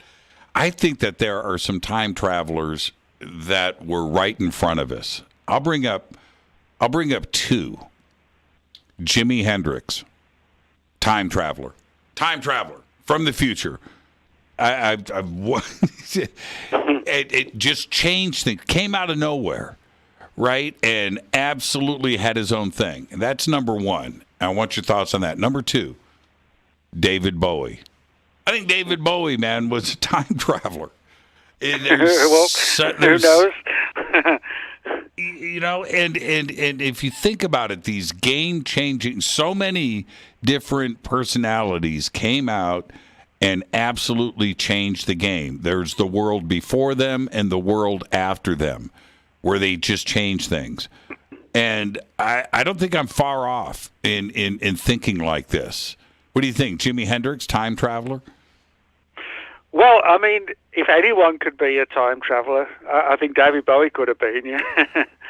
I'm not being facetious here, man. No, I know. I am not. No, he does have that kind of. He did have that sort of awe of, you know, being slightly different, and he was heavily into UFOs and things like that. So. Yeah, and there's another twist to this. And that is this modern thing that is happening. It's called the Mandela effect. And I know it's something that you've thought about a lot. But if we bring in the Mandela effect, and is it directly involving time travel, I would say that there is something mysteriously going on where the possibility of somebody from the future coming back to the past and altering things so it appears different as in our timeline, but it doesn't affect our memory. And we remember things differently from the past than what the historical record is telling us today. You think the Mandela effect is time travelers from the future? Well, that's one of the more sort of intriguing aspects of the the present day, and I think the one thing that really stands out for me is the one you just mentioned, namely that although, you know, potentially there could be changing the future and changing the past, but we remember it. That's sort of like a really bizarre aspect to it. And I mean, there are so many examples of that, you know, where a significant number of people were sure that they'd seen, you know, a specific famous actor had died, that kind of situation, and they were all sure they'd seen this story or heard the story, and it never happened, and you can't find any of the information about it on the internet or on TV or anywhere. And I guess that kind of defines, you know, the whole scenario. But there's no doubt that, you know, in sort of latter-day times, that's become sort of the key issue, I think, more than anything else when it comes to time travel. Have you had your own Mandela effect where you were just like, wait a minute? Yeah. I remember it different. No. You haven't? But I haven't, not personally. But the one that fascinates me most of all is the story of the Thunderbird photograph. I don't know if you know that story. I do. But yes. Yeah. Well, back in the 1960s, a photograph was found, and it showed what looked like a pterodactyl of all things, but nailed to an old board in a farm, going back to probably about 100 years ago, and the people who saw this photograph were fascinated by, my God, you know, this is a pterodactyl, and it was photographed, you know, sort of like the early 1900s, that kind of scenario, and the story started to be talked about in the 1960s, and numerous people came forward talking about how they'd seen this. People in the sort of paranormal research arenas started looking into this story and were sure they'd seen the photograph. and they'd either seen it in a magazine or journals or newspapers, but they couldn't find it. And the more and more people who went to try and find this Thunderbird photograph, as it was known, no one could find it. And even to this day, people have said they were sure they saw it in some of these early paranormal magazines like Fate magazine and things like that. But the picture has never been found. But dozens, if not more, people are absolutely 100% sure that they saw the photograph. And they remember it again. So, that's sort of like an earlier classical example, what we've said, that the changing time doesn't necessarily take away the memories, which is a fascinating scenario.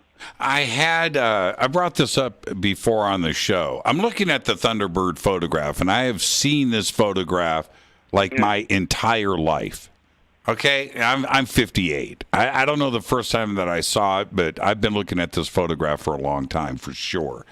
But when I was a kid in Chicago, I had a pamphlet. I've talked about this on the show, of the Field Museum in Chicago, which is they have the Museum of Science and Industry, then they have the Field Museum, which is a traditional museum, dinosaurs and what have you. And on the cover of this pamphlet or book was a picture of a giant on display. And they talk about it. It's like this 10-foot giant human skeleton at the Field Museum. I saw it when I was a kid, and I went to the Field Museum, and I asked about we don't have that here. Now, this is what I have done since then as an adult. I have tried to find any reference of this giant skeleton at the Field Museum in Chicago. Doesn't exist. And I'm sitting here thinking, wait a minute. I spent months as a kid, I was like 10 years old, looking into this, and I remember all of it, and it's like it never happened. I don't know what to do with it. It's like, how did I get it so wrong? Or did I? I don't know. Well, no, that's a good question. But again, it demonstrates that to some degree, again, time was altered, and it was altered in a very weird way, and and that's one of the things that fascinates me about this whole phenomenon. It's not just one thing, it's ABC. I mean, it just reels off into so many different types of phenomena, and but what we're looking at now, just this angle of, well, hang on a minute, I remember that, but I can't find it. That scenario, if you like, is sort of top of the list right now. Now, why do you think it is that when we look at H.G. Wells and the Time Machine that was written 125 years ago, that book still stands the test of time? But there is a glaring flaw in the film, in the book, which is, how did the time machine work? But nobody cared. Right? Nobody cared. Nobody cared, and they were okay with it. And that book was written 125 years ago with a complete vision of the future. H.G. Wells did it over and over again for sure. But that book was complete. It wasn't a Yankee in King Arthur's Court is another book about time travel that really showed that people were thinking about it back then, and everybody has fantasized and dreamed about time travel. And H.G. Wells wrote the complete book with all the flaws. Nobody cares, right? Why do you think that is? Well, I think more than anything else, it's to a degree, I think it can just be explained by the fact that we ourselves, haven't built time machine, so it's a little bit difficult for us to try and envisage how it should be portrayed, you know. But that's a good point, bringing up about, you know, the actual making and using of a time machine, because if you look online about time travel, you'll see a lot about wormholes, black holes, things like this, deja vu, and so on and so on. But you won't see many people online who are sort of actively putting data online about, you know, how to construct and use a time machine. And, you know, and that demonstrates that really we are still sort of in the dark when it comes to trying to understand how the machine itself, you know, might actually work. And nobody really has an answer for that.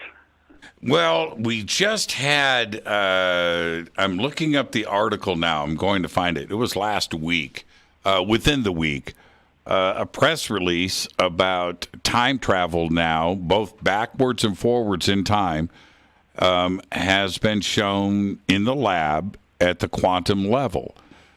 And now, if it's possible at the quantum level, then it would be possible anywhere if particles can move forward and back in time. Well, again, yeah, but I mean, but that sort of, to a degree, comes down to what I sort of mentioned, the idea of, you know, is it going to be, you know, is it sort of, you know, definitive, or is it going to be a situation that we'll get it figured out when we get there, kind of thing.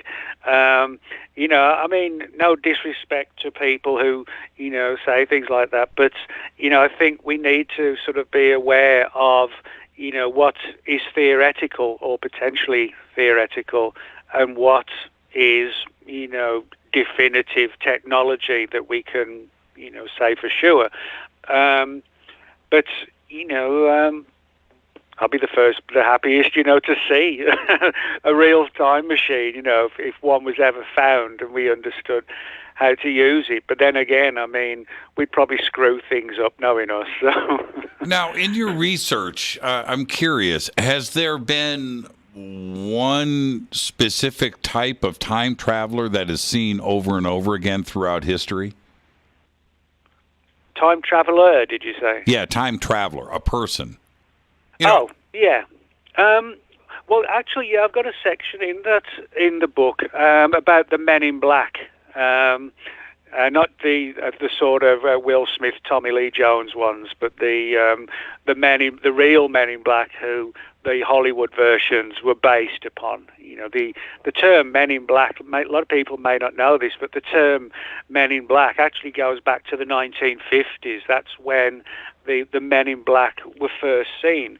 And back then, they wore these sort of fedora hats, black suits, skinny ties, and in the real world, they still dress like that.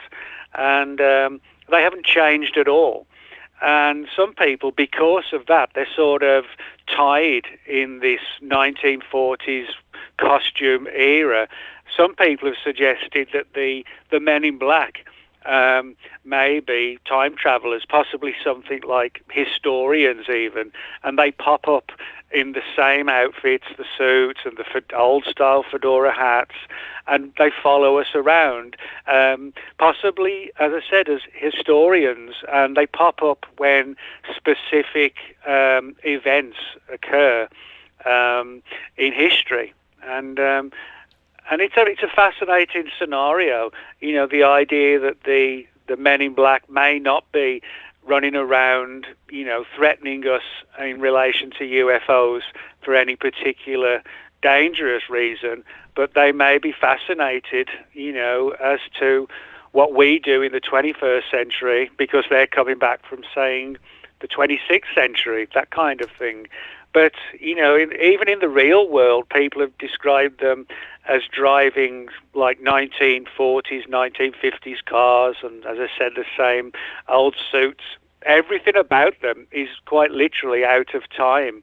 And so this angle of, you know, and this this sort of angle of the black suits and the fedoras and intervening and appearing when certain events occur, that's sort of like an aspect of the Men in Black mystery that a lot of people haven't really probably appreciated. What about, sort of on the same subject, actually, Stephen Hawking saying, okay, well, if time travel is possible, then where are they at? Right? And he sent out, what was it, an invitation to his birthday party? And said, if you're a time traveler from the future, come and hang out at my birthday party, and nobody showed up. I think it's an interesting point, but I think it's flawed. If time travel is possible, where are they? Why aren't we seeing visitors, vacationers, right, from the future? Well, I mean, if they're really astute, they possibly wouldn't be noticed, I mean, I think that's one of the most important things that a time traveler would look out for, namely to not be found and have the sort of the ability to hide, to mingle among us. And I mean, even in today's world, you think, say, again, sort of going back 20 years to now, most people now, when they're walking around, they've got their head in their phone.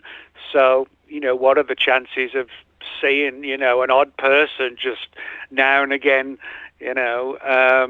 when, you're texting your next door neighbor or whatever?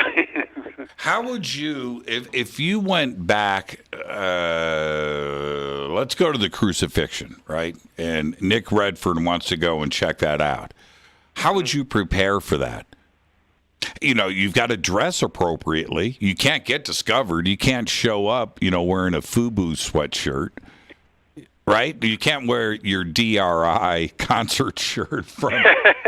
I could. Right. You would get found out. So how would you prepare for that? And languages, too. I mean, what, are you going to be a mute? You can't speak at all? How would you prepare for going back 2,000 years? Well, yeah, you're right. I mean, to achieve something and successfully go back and not be found, or worse still, get killed, I think it's important, that a real time traveler plans, deep to begin with. You cannot, get anything wrong. The clothing's got to be right, the accent, the wordings,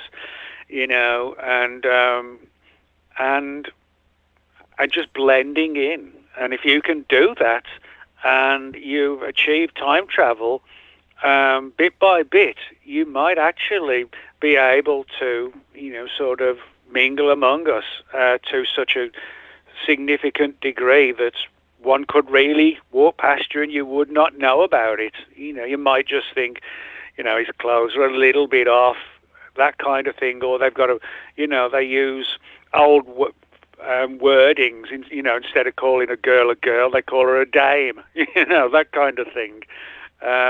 It would be the little things, I think, that would give them away. Well, and there's another part to this, and that's the interdimensional part of time travel, creating alternate timelines and going back, that you may only be able to see the past, but not be seen, right? You may be interdimensional. You may be invisible to everybody around you, and you can't interact. You can only observe. Yeah, and I think that is a viable scenario, and I think that's why things don't. We do have these bizarre events. However, we're in a situation where, for the most part, perhaps we're not able to change time. We can get back into time, or forward into time, but that's because it's already sort of something that's going to happen anyway, and you have no way to change it. So I think that's a possibility, going back in time or going into the future. It's all very well, but people say, well, what if you do something wrong? Well, clearly it didn't go wrong because you're talking with the other person right now. So I think, it's almost like fate, What about, excuse me, you brought up the Thunderbird and that pterodactyl picture. And I had a guest on the show that was talking, it was Margie K, talking about a case that she investigated for MUFON, or maybe it was on her own, in Kansas. But what was strange about this case was, there was the flying saucer above the lawn, there was fairies in the tree in the front yard, but that this couple, an older couple, had driven from, they saw a pterodactyl flying. Mm-hmm. Now, going back to, is there a possibility, and this is the question I raised with Margie, I'm certainly going to do it with you here, that this Thunderbird or other sightings like this in the past, dinosaur, whatever, are these time-traveling creatures?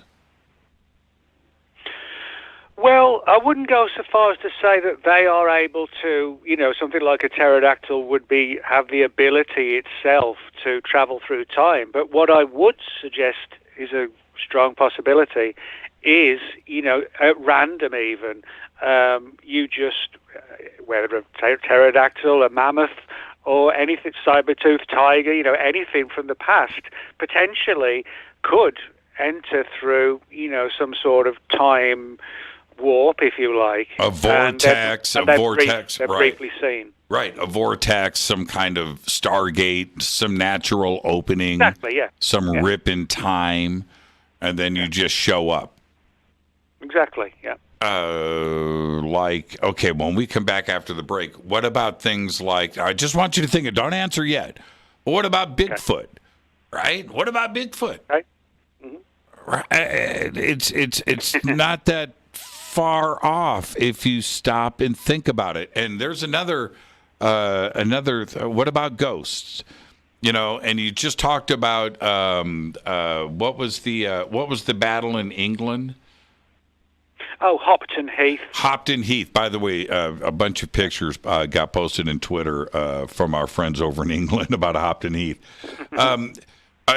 Were those ghosts? Was that a representation? Was it like a video recording of the past that's playing out now?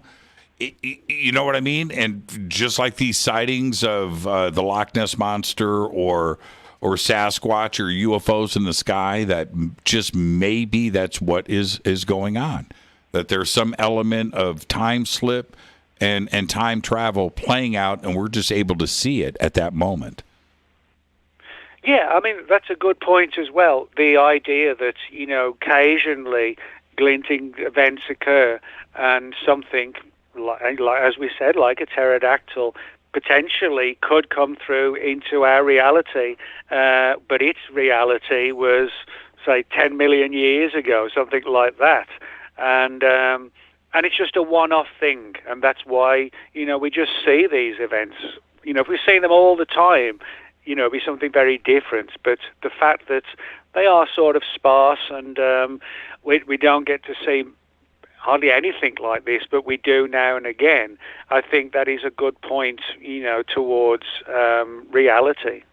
Let's take our break right here. Our guest tonight, Nick Redfern. We're talking about his new book, Time Travel, The Science and Science Fiction. I'm your host, Jimmy Church. This is Fade to Black, one of my favorite subjects. Stay with us.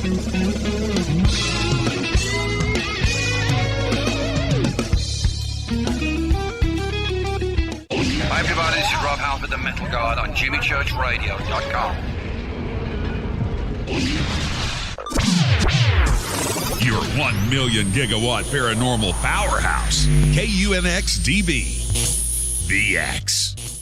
Are you ready to read about true paranormal events? UNX Media publishes nonfiction books about UFOs, ghosts and haunted places, time anomalies, cryptid creatures, and more. Just like KUNX-DB Radio, it's all about unexplained phenomena. Visit www.unxmedia.com to see our list of great book titles by Debbie Ziegelmeyer, Gene Walker, Devin Listrom, Wayne Lawrence, Bill Spicer, and yours truly, Margie K. That's unxmedia.com.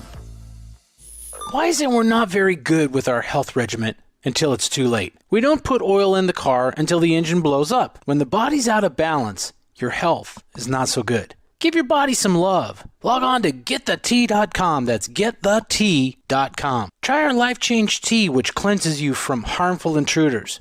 A clean colon is one of the ways to bring the body in balance. We also carry organic supplements to help you get where you need to go. So do your body a favor. Log on to getthetea.com. That's getthetea.com. You can even visit our sales page to save some dough. Does anybody call money dough anymore? Anyway, if you're looking for short, helpful health tips, go to YouTube and punch in Health Matters Now. That's Health Matters Now. So, log on to getthetea.com, shop, get balanced, then learn some cool tips at Health Matters Now. You'll be glad you did. That's getthetea.com.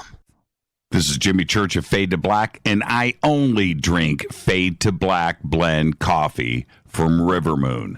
Just click on the Rivermoon Coffee banner at jimmychurchradio.com. Promo code F2B Blend. This is the only way forward. This is Fade to Black. Make contact. When you're in the house for longer periods of time, you can see them flying or running across the floor. Ooh, yuck. They're unhealthy, gross, and disgusting. Bugs. I loathe bugs. We keep a clean home, but occasionally bugs show up. Well, I found something that is tougher than bugs. Orange Guard. On contact, it kills hidden bugs, including ants, roaches, and fleas. Plus, Orange Guard is a residual repellent. All of the ingredients of Orange Guard are on the FDA generally recognized as safe list. Orange Guard may be used around food, humans, and pets. It comes with a 30-day money-back guarantee. Orange Guard. Available at orangeguard.com, Whole Foods, and Ace Hardware. Gold loves chaos, uncertainty, and disarray. History shows us what gold does when people aren't sure about the government, the stock market, their jobs, or their retirement savings. Our national debt is skyrocketing. Gold and other precious metals are a defense measure against inflation and a stock market that might take years to recover. So what can you do right now to protect yourself? Call United Gold Group. We offer gold and other precious metals delivered securely within 72 hours. Are you worried about the stock market? We can also help you set up a real gold or silver IRA or a 401k. Safe and secure. United Gold Group makes gold ownership affordable. Call now and get up to $2,500 in free gold or silver with a qualified IRA. Call 800-753-8534. That's 800-753-8534 or visit unitedgoldgroup.com.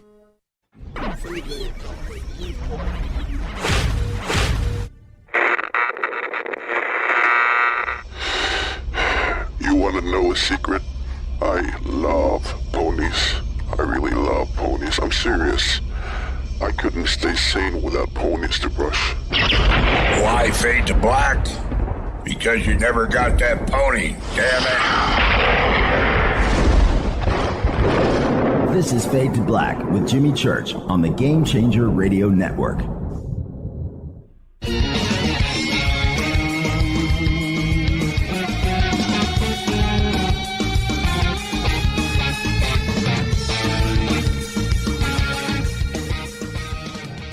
Welcome back, Fade to Black. I'm your host, Jimmy Church.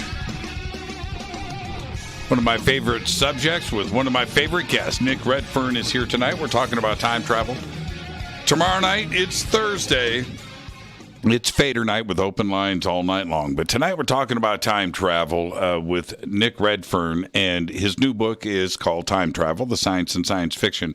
And Nick, I wanted to talk, we got to talk UFOs a little bit. And one of the ideas, one of the theories that is really gaining traction in the UFO community these days, and other researchers out there are certainly talking about the UFO phenomenon in large part, maybe just us from the future coming back. And I know you've thought about this. What do you think about that idea? Oh, well, there's actually a number of sort of significant stories about that. And one of them comes from Jim Penniston, who was one of the guys who was involved at the famous 1980 Rendlesham Forest UFO landing in December 1980 in the UK. People who may not know, Rendlesham Forest, large area of woodland on the east coast of England, December 1980, over the course of 3 nights, strange lights and objects were seen within the woods. And there's multiple theories for what happened in Rendlesham Forest. And in fact, excuse me, Jimmy actually had me on the show talking about my book on Rendlesham from the angle of an experiment. However, Jim Penniston, who was one of the guys actually in the woods, said that he's basically, when he was in the woods and these entities were there, that he essentially had multiple amounts of data sort of downloaded into his mind. And one of the things that he was told was that in the future, that the human race was in a very dangerous state and not at all in good shape, and so they go back or they go further to the future, I should say, and then come back to here and try and find ways to take people, DNA, eggs, blood, that kind of thing, and then take them to the future and try and find to sort of beef up the stock in, say, from the 23rd or the 24th century, that kind of thing. And Penniston has a really interesting story about the idea that it wasn't aliens that came down at Rendlesham Forest, but it was actually us, time travelers, coming back when the Earth is in a terrible state, maybe 500 or 600 years from now, or possibly even multiple centuries from now. Is it, when we look at all of these objects in the sky, I don't know if you've had a personal experience, but certainly millions have, including myself, that it appears that some of these sightings, and again, I'm going with personal experience, appear out of nowhere and then disappear. Right? I mean, right in front of your eyes, and you see this happen. I think that may be an example. I don't know what's going on, but if it's us from the future, maybe that could be what's happening with these objects appearing and disappearing in the sky. Putting Jim Penniston's experience to the side, because that was pretty interesting how he revealed that. But then we have the other evidence that would support it. What? Sorry. We have all the other evidence that would support Jim Penniston's encounter with these objects that just appear and disappear in the sky. Oh, yeah. I mean, if you look at a lot of UFO cases, as far as we know, people like NASA and whoever else aren't, on a daily basis, sort of targeting hundreds of UFOs coming into our atmosphere, every day and night or whatever. But the time travel angle of these things just suddenly appearing quite literally out of nowhere, at the click of a finger, that would actually, so go along really quite well or very well in terms with time travel. The idea that, they've just zapped out of the 16th century to the 21st, to the 31st, back to the 21st, and all we get to see is when they suddenly appear, do whatever they want to do or need to do in our arena, and then they're gone again. And that would make a lot of sense, really. Now, what about Andrew Basiago? And there are elements about Andrew that branch out into other realms of the time travel enigma. But one of the things that he talked about many times on this show, and I've sat with Andrew and discussed this with him in person, that he like teleported, right? He's walking into a room, walks through a door, and he's on Mars, or he's in the future, or he was, I think he said he was at Gettysburg with Abraham Lincoln. But is teleporting to different places and different times? Well, yeah. I mean, I think when you're talking about teleporting, it doesn't necessarily mean that you're also time traveling at the same point. I mean, you could, in theory, in theory, we could teleport. I mean, a lot of papers and documents have been put together to try and figure out, if teleportation is feasible. The last thing we wanted, is a scenario like in The Fly or something, And however, just because we teleport doesn't necessarily mean we also travel through time. I mean, it could mean, that we could do both at the same time. That would be even better. But again, something like that needs more digging into, I think. And when you've got really controversial stories, I always, say to people that have got a controversial story like his, show us some evidence, Do you think the military, DARPA, the Department of Defense, is experimenting and researching with time travel? Well, I mean, if you believe some of the stories, it's already happened. I mean, a classic example would be, which we mentioned briefly at the beginning, the Philadelphia experiments. Supposedly, these experiments in 1943, when supposedly outside of the Philadelphia yard, and an experiment was going on to try and make a U.S. battleship, or warship, I should say, invisible to radar. And supposedly something went wrong, and the ship literally went invisible. And some of the researchers claim that not only did the ship go invisible, but it briefly, or from their time, if you like, vanished and briefly was sent into the future, into the 1980s. And it's a fascinating story. The Philadelphia experiments, I do personally believe something really weird did happen. Whether it was time travel, whether it was sort of leaping into some other realm and then coming back, or it was just invisibility. I honestly just don't know what the answer is. But time travel, undertaken, if you like, by the elements of the government, that is sort of like a classic example of that situation. And this was back in 1943. And there's a lot of good books on the Philadelphia experiment, and there's also some really bad ones to avoid as well. But something happened, it's like Roswell or Rendlesham. Something really weird happened, and it may have involved time travel. Well, the next steps off of the Philadelphia experiments, of course, are the different personalities there, like Stuart Swerdlow, Al Bielek, and Montauk, and what went on in Montauk, New York. And that was a U.S. military base, of course.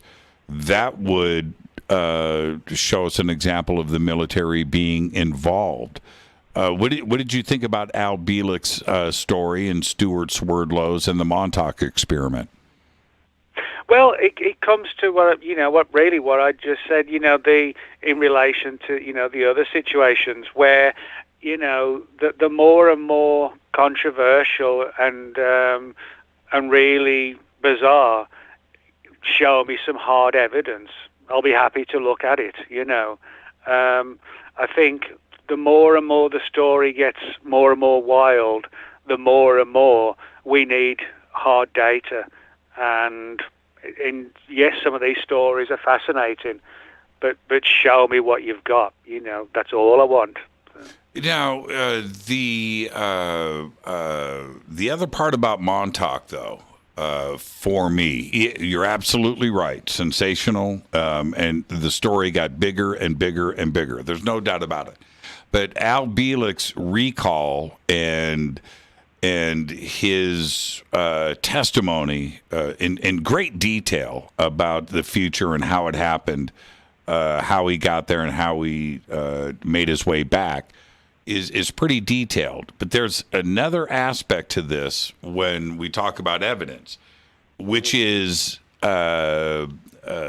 Stewart and Al and others. They're not the only one. Preston Nichols talk about the underground portion of Camp Freedom there at Montauk, near the radar dish, and these levels underground. Well, the Air Force came out, Nick, and said there was nothing underground at that facility. Everything was above ground. Well, some researchers went in and got into the buildings. You can see the videos yourself, and they found elevators, shafts going deep. Now, nobody went down the shafts, right? But you can clearly see in the videos as they're pointing the cameras down that these elevator shafts are going somewhere, and they're not stairs, right? Going down a flight of stairs to the basement. It's an elevator shaft. And now who's lying here? Well, at this point, Alan Stewart and Preston Nichols aren't. The Air Force was. Right? Now there's something to this story. Do we need to go further and look at this and try to uncover more evidence about Montauk? Well, yeah, I mean, that's a good point. I mean, like I said, I mean, I don't at all dismiss the Philadelphia experiment itself.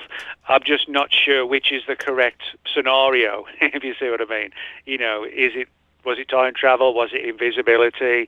Was it radar invisibility? Or was it something else completely?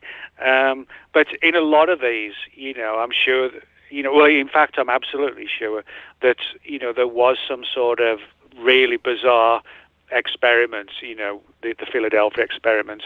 And in saying that, for people who've not seen it, I would recommend people watch the 1984 movie, The Philadelphia Experiment, which is a good, fun sort of roller coaster kind of adventure movie, which involves the sort of the radar invisibility and the time travel angle, and some people have actually said, that the movie's based on the original truth, so to speak, and it's entertaining as well, which is always a good thing.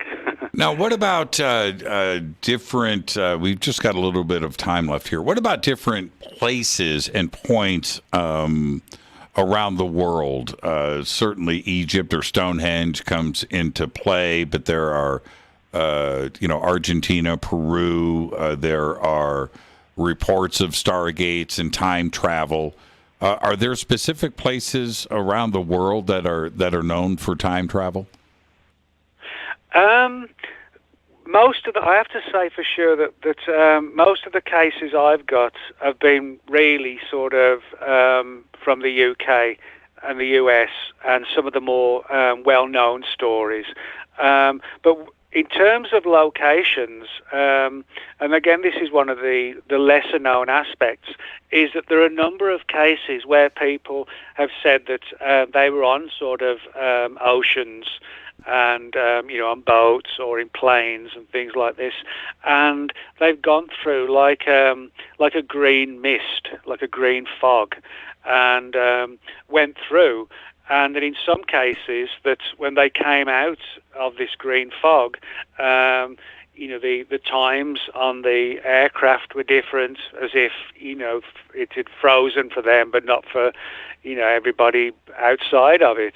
And a lot of sort of time anomalies like that around the world, where somebody also thought, they were walking down the street for just about 20 minutes, something like, or should have been walking for about 20 minutes, but they went through this green fog and they made this 20-minute journey in like 2 minutes.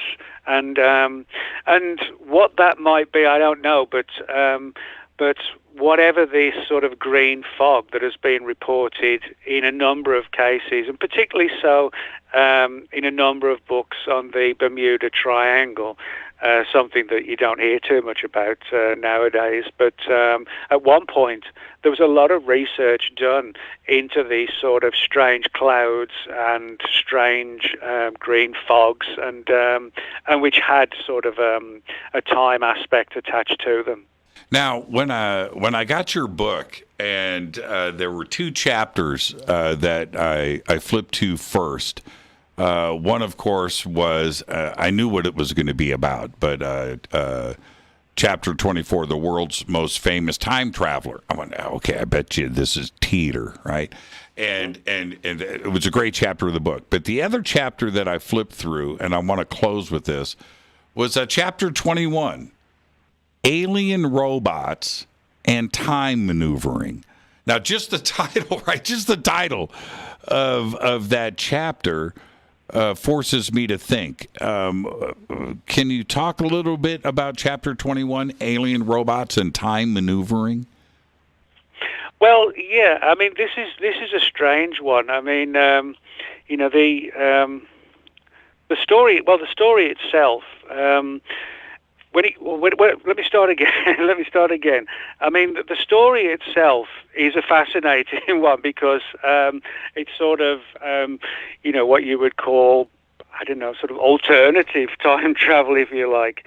But this revolves around Roswell and the idea that the Roswell UFO, if you like, was not an alien flying saucer or alien spacecraft, that it was actually a time machine that reached our planet, and that the creatures on board were not aliens or extraterrestrials at all. They were sort of biological robots.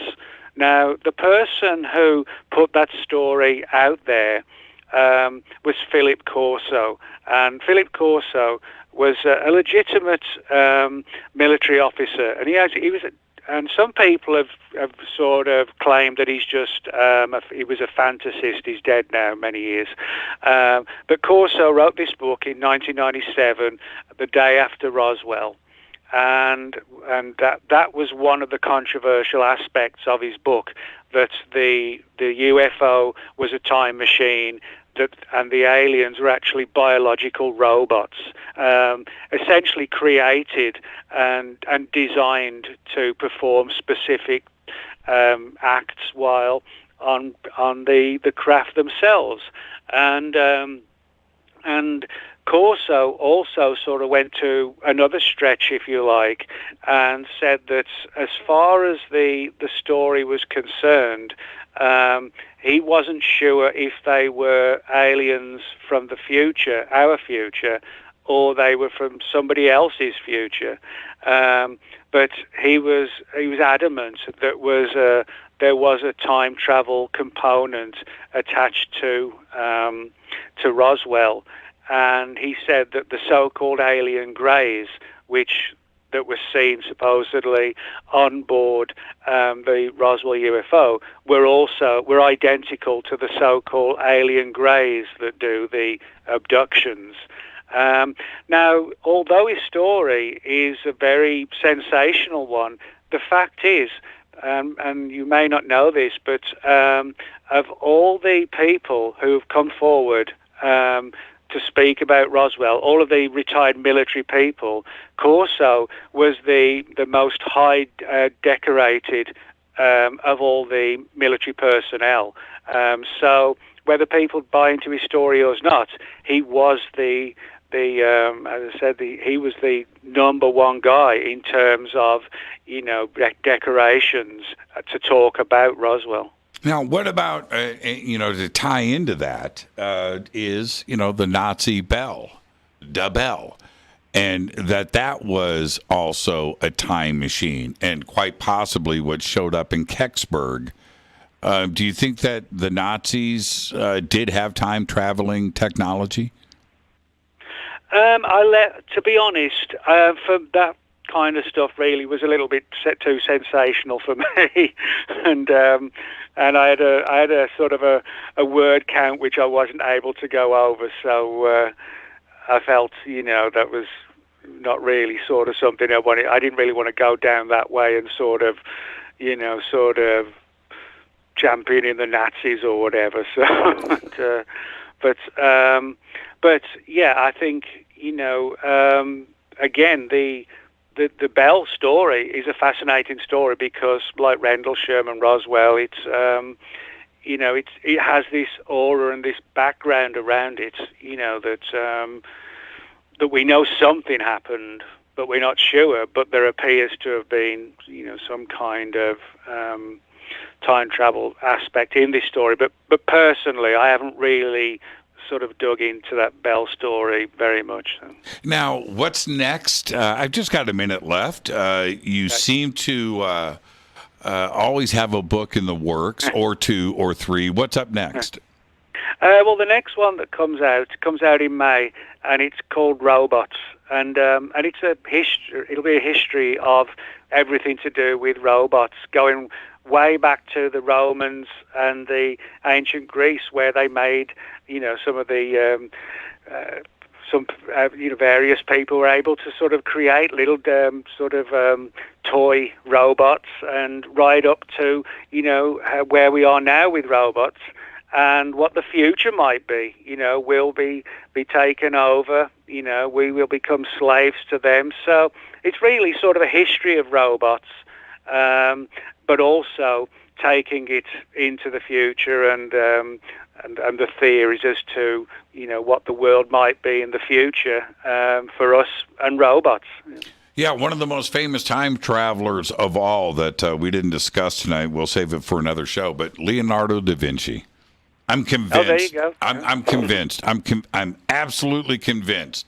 He traveled to the future, saw what he saw, went back, and started creating things from what he saw with his time here. Helicopters for one. Airplanes, tanks, cars, machine guns, howitzers. It's just. It's a fascinating aspect, but I'm convinced that Leonardo was a time traveler, or hooked up with a time traveler that showed him some books, maybe some video. But there's something there with Leonardo. But Nick, you are the absolute very best. Another fascinating show and conversation, and I look forward to our next chat. Thank you so much, my friend. Thanks a lot, Jimmy. You're the best. Nick Redfern, and he loves his Fade to Black shirt, by the way. Nick Redfern, pick up the book. It is called Time Travel, The Science and Science Fiction. It's a complete work. It's a complete book. I've read it. I'm your host, Jimmy Church. This is Fade to Black. I'm going to take a quick break and come back and take some of your phone calls. Stay with me.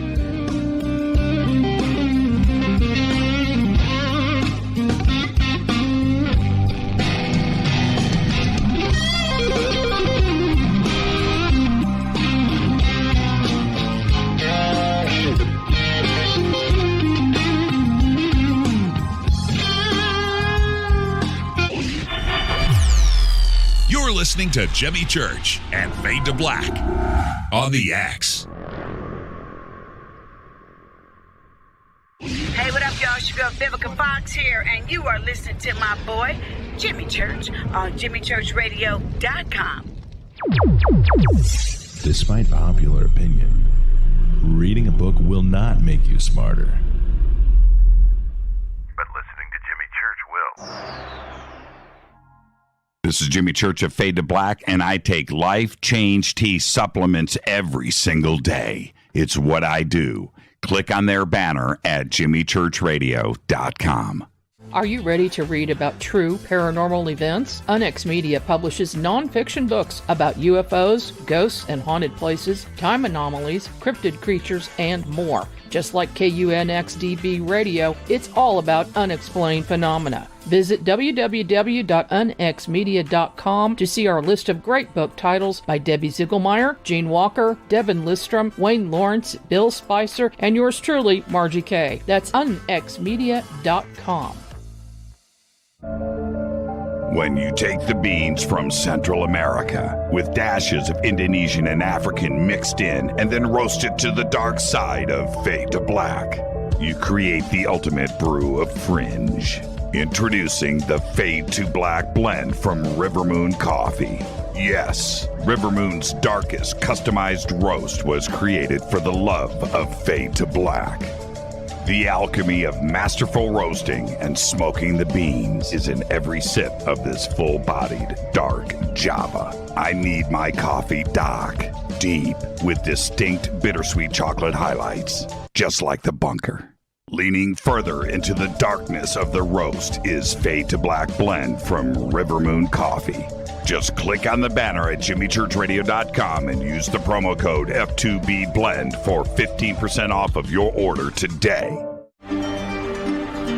This is Billy Carson with ForbiddenKnowledge.tv. Forbidden Knowledge TV has just reached its 1-year anniversary. That's right, 1 year. And as a show of appreciation, we are giving all new subscribers a free 30-day trial of ForbiddenKnowledge.tv. That's 30 days to binge watch thousands of movies, documentaries, conferences, workshops, lectures, yoga classes, meditation courses, and so much more. So log on to ForbiddenKnowledge.tv from your computer or mobile device, or get the Forbidden Knowledge TV app on Apple TV, Roku, Amazon, iTunes, or Google Play today, and use coupon code 30daysfree. That's coupon code 30 days free on ForbiddenKnowledge.tv today.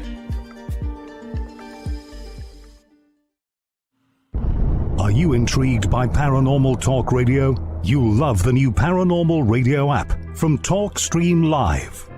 You'll find a great selection of talk shows covering UFOs, ghosts, strange phenomena, and much more. Download the Paranormal Radio app now and start listening to the very best in paranormal talk entertainment, including the network you're listening to right now, the Paranormal Radio app, free in Google Play and the iOS App Store.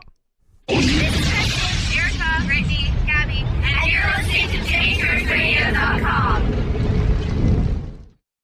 It's not a lifestyle we chose. We were born this way. This is KJCR at JimmyChurchRadio.com.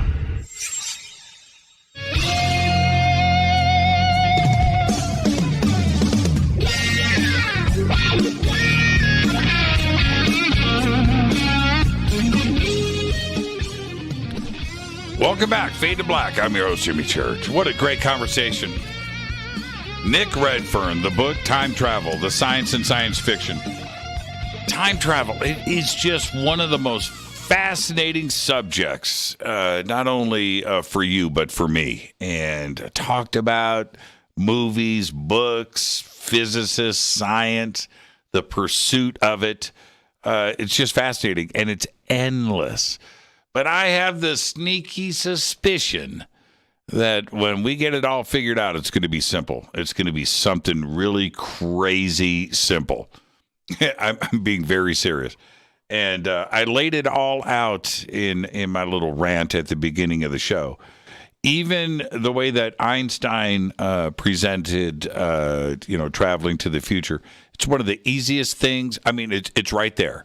We just haven't built a ship fast enough to just cruise out and turn around and come back. But when we do, we're going to be going to the future. It's going to be easy.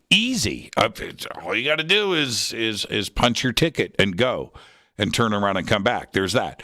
But I think that if we take that same concept, that same idea, that traveling to the past is going to be just as easy, and there's no time machine involved. It's just a ship. That's it, a time travel ship. Think about that. And I'm just fascinated with time travel. Absolutely fascinated with it. I have thought about it. I've listened to every physicist and scientist and read all the books and the documentaries and I spent before I get to the calls, I've got an international call here that I'm going to bring in right now. But I went through a phase where, and this lasted for months. Wait a minute. I should say years because I did this many times. Jumping on YouTube and looking for time travel videos. And I watched everything that was available on YouTube. Hundreds of videos. Hundreds. And I'm telling you that this is a subject that has got my attention and it will never go away. It will never go away. We've had a few fascinating calls here on Fade to Black over the years. And one of them, I just want to share this with you. I can't remember exactly the year, even who the caller was. One of you Fadernauts will remember this if you go back that far. Had this caller tell us this story about him pulling into a gas station and there was a van parked out back. And his encounter with this person that was oddly dressed, and so they had this encounter. I'm not going to get into the details, but said person walks around the back of the gas station, jumps in the van, and the caller went around the back, and the van was gone. It was gone. Didn't drive away, clear view of everything. The van just disappeared from where it was sitting. And that was just a fascinating call. Did it happen? Well, you know what? I'm going to listen to everybody. It was an unbelievable experience. And to have the caller go through it in detail. And I've had many calls like that over the years, and certainly you remember those. So anyway, I'm just fascinated with time travel. I truly am. One day, something's going to bust, man, just like the UFO, UAP situation that we find ourselves in. There's going to be something. There's going to be something that you just can't explain. There's going to be something's going to happen, and boom, there it is. Time travel has been invented in the future, and now they're coming back here. It's been invented somewhere here. Somebody goes, somebody comes back, whatever. But something is going to happen. So think about that. All right, with that, let's go to the phones. Hi, you're live on Fade to Black. Who's calling? Is that me? Yes, it is you. Awesome. Jimmy, how you doing, man? Calling from Perth, Western Australia. You're calling from Perth, Australia. What's your name? Yeah, man. Mitch.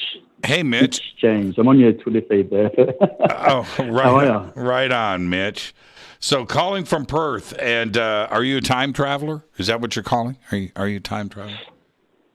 Well, possibly. If I got on a plane and flew there, maybe there'd be a bit of a time difference. But well, you are living. So today is tomorrow. I mean, you are. What's the date? Are you December 2nd? It's officially December 2nd at 2:37 in the afternoon. I officially am calling you from the future. Yeah, exactly. So what's going to happen today? I'm always fascinated. Yeah, man. Yeah. You know what I've often thought? Wouldn't it be cool to get on a plane on your birthday and fly backwards? Right, fly backwards and just have two birthdays. Yeah, and have just birthdays all over the world. Just go. Right? I mean, 48-hour birthday. Yeah. Is it possible? And then when you end up, are you at the day before? And then you get to start all over again. I'm just saying, it seems possible. It seems real. Pretty good. You're calling me from December 2nd. It's a form of time travel. Yeah, absolutely. So what's on your mind, Mitch? What's going on? Hey, it was a really interesting conversation that you had with, what was his name? Sorry? Nick. Yeah. Redfern. And you were talking about the Mandela effect and some other things. And what I was thinking at is, you know CERN, right? Right. I honestly think that CERN was built so that every single time there's like a catastrophic planetary event, it just moves us slightly from one timeline to another that's really close, kind of like an echo. So we don't actually realize it's happened, but then we get little things that we're like, that's a little bit different. Like I swear that when I was a kid, the VW logo was joined, but now it's got that line in it, and just little things like that. And I honestly think that it's there. I think it's, they can smash particles with it, but I reckon they can just shift us, like it's like a fail-safe kind of thing. What do you think about that? Well, I think in to a large degree, I agree with you. Maybe not for the reasons that you think, but this is what I have often thought about CERN. And although my opinion doesn't matter, but this is where I'm coming from. They are experimenting with stuff that they know nothing about. Nothing, right? They're just like flipping the switch, kicking up the voltage, right? Just to see what would happen. And these spirals in the sky, have you seen that? Yeah. Every time they like start up, there's spirals in the sky. Right. Now, so let's think about that for a second. Right? They want to, today, let's see if we can create black holes. What?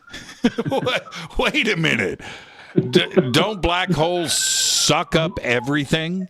Right? And we're listening to an Australian siren. So that's what they sound like over there.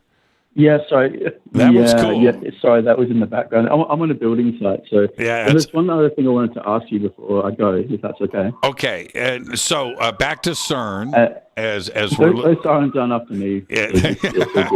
They might be though. You're a time traveler. They're coming after you. That's why I'm going to hang up quick. Right. Got to go, Jimmy. No. Is this? Yeah. They are experimenting into the unknown. And what if they've ripped the fabric of time? What if they've opened up portals? What if entities have entered in here? Demons and angels and ghosts and whatever. No, anything's possible with that. They are literally experimenting into the unknown just to see what will happen. And antimatter, exactly. They're creating antimatter. Wait a minute here. And I wouldn't be surprised if something one day like CERN is gone. Right? It's like it was here yesterday. It's just it's gone. They said they were going to open up a black hole, and now they're gone. Right. It's crazy here. What do they get sucked into? Now it's just a field of sheep here in Switzerland. So, I've thought about that. I'm not joking, though. That's the crazy part. They don't know. And here's the theoretical side, Mitch. This is a great phone call, and thank you for this. But here's the theoretical side that Stephen Hawking and Kip Thorne and others have discussed over and over and over again. Black holes suck up stuff, and then they get bigger. They suck up more stuff, they get bigger. They get bigger, they get bigger, they get bigger. And if you're going to go and create a black hole, how long would it take for that? They're saying, well, there's small black holes. Well, you know what? They get bigger. Right, and what if something uncontrollable just happened? It's only a matter of time before. That means it's only a matter of time before a black hole in a solar system gets big enough to swallow the solar system. Then, but that's eventually the whole universe could be one giant black hole. Right, that's it. Everything just continues to get sucked in, and I think that the math and the photography have shown that at the center of every galaxy is a black hole. That's what's at the center of it, right? And it's sucking stuff in and getting bigger and bigger and bigger. Why would you want to do that in CERN? Why would you want to do? I mean, it's pretty weird. I don't know about the safe zone there.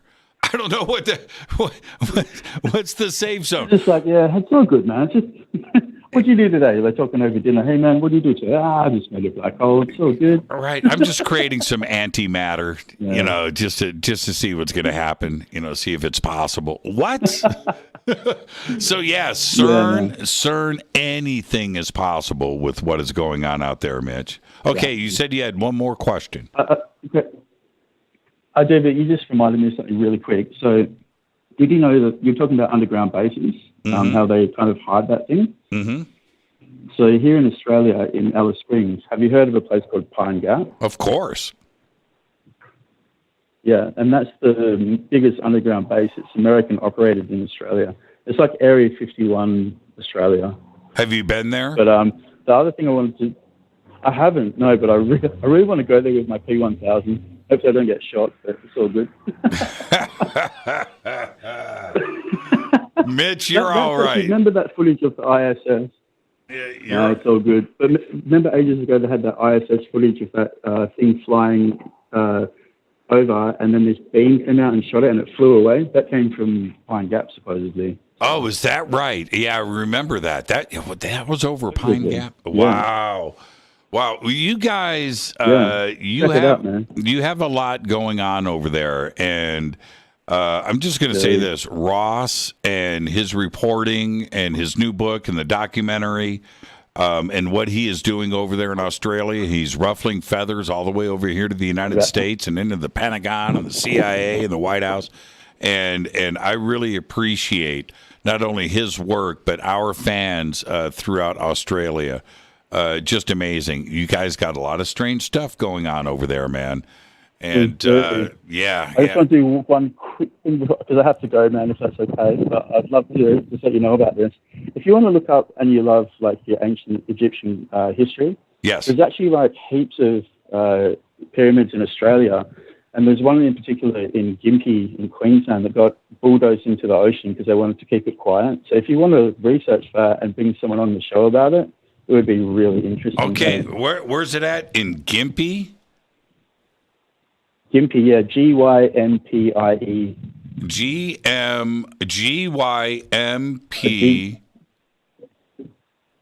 PIE, I think, or GYMPY. I can't quite remember, but yeah, they literally bulldozed it into the ocean.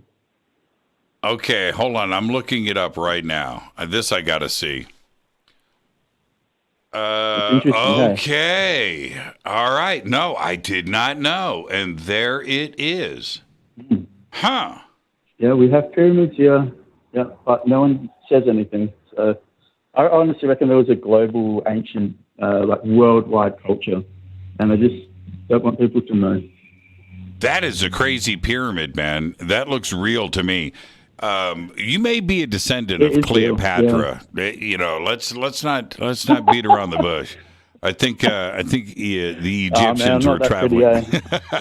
Hey, Mitch, have a great night, man, and thank you for the phone call. I've been listening to you for 5 years, man. You're a legend. You keep me company at work, and I appreciate what you do. Hey. I know. I appreciate you, Mitch, and tell everybody down under I said yo. Okay. Yeah, and we don't say put another shrimp on the barbie, man, but. I know. I'm not going to do it. Fade to black. Thank you, Mitch. Have a great night, man. Good on you, brother. Right on. It's a great phone call right there. I was going to say shrimp on the Barbie, but I'm not going to do it. Well played. Yeah. CERN is something that I don't think we should allow CERN to get away from our eyes, our questioning. And I'm being very, very, very, very serious. Now, it's not the only collider in the world. We've got a bunch here in the United States. There's a couple in Russia. I think there's one in Spain. There's a couple in the United Kingdom. China's building them right now, and they've got a couple over there. And I don't know if there's a particle collider in Australia, but I looked up the list of particle colliders around the world. I think there's like 15. And there's one in Chicago. There's one in New York. There's one in San Francisco. and there's another one here in the United States. So I think we have 4, maybe 5 here in the United States. Of course, the big one, the Large Hadron Collider, CERN, is the big one, and they're getting ready to build another one around that one. There's going to be an even larger one there. But those experiments where you are, and I get it, you want to be able to just do stuff and see what happens. All right, you just want to do stuff. If you think about what was done with electricity here in the United States and around the world, or radio or electromagnet, just kicking up Tesla, kicking up voltages, and let's see what happens. I get that. All right. But with CERN, black holes and antimatter, man, I'm just saying, and that whole neutrino thing that they're doing right now, fascinating. Let's go back to the phones. Hi, you're live on Fade to Black. Who's calling? Jason. This is who? Jason. Jason, how are you, man? Where are you calling from? Hemet, California. Hemet? Yeah, Hemet, San Jacinto. Yep, near Temecula? Yes. What's on your mind tonight, Jason? Okay, I was about 8 years old, and I broke my arm, and I have 2 distinct memories of that night breaking my arm. And I asked my sister about it, and she has a totally different memory from the same night. And there was only 3 people there. Right. And it was okay. You know when you lay on your back and somebody sits on your feet and you push them and they go through the air? Yes, helicopter. Yeah. Okay. And the older kid, Jason, as well, then did it to me. And when I came down, I landed on my left arm and broke it. And the inside bone of the arm on screen stayed. The outside was a regular fracture.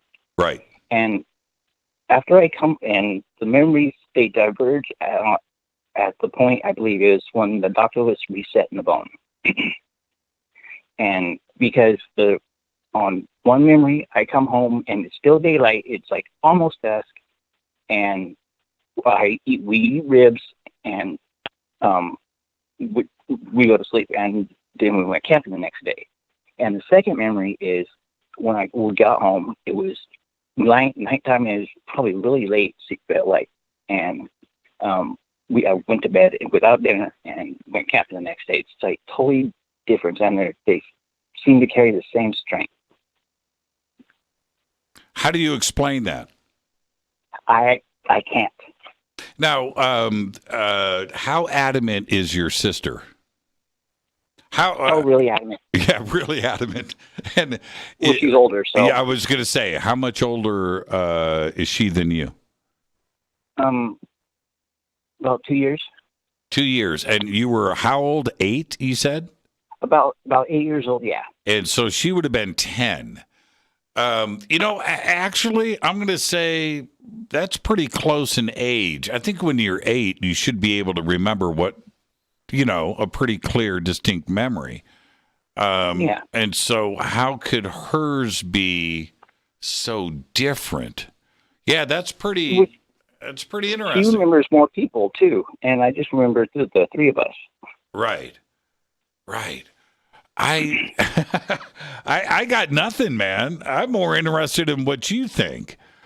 I have no clue. There's part of me that wants to say, you know what? I'm going to go with your sister. She was older. You were in pain. Your brain was messed up. You're dealing with a physical trauma. Maybe you just got it all wrong. And then the other part is, dude, it's your experience. You were the one there. You were the one, you know. And why would you have it so wrong? And why would she be so adamant about it? Yeah, I don't know. Has her recalling of things, has it changed any of yours, or are you just you're stuck with 3 people and you got home before it was dark?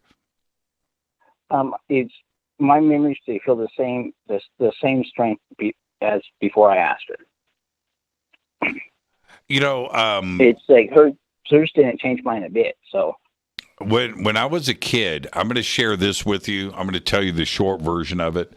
We're all in the backyard goofing around, and we had a rope swing in the tree, right? It's me, it's my brother, my younger brother, my sister who is older, Carol.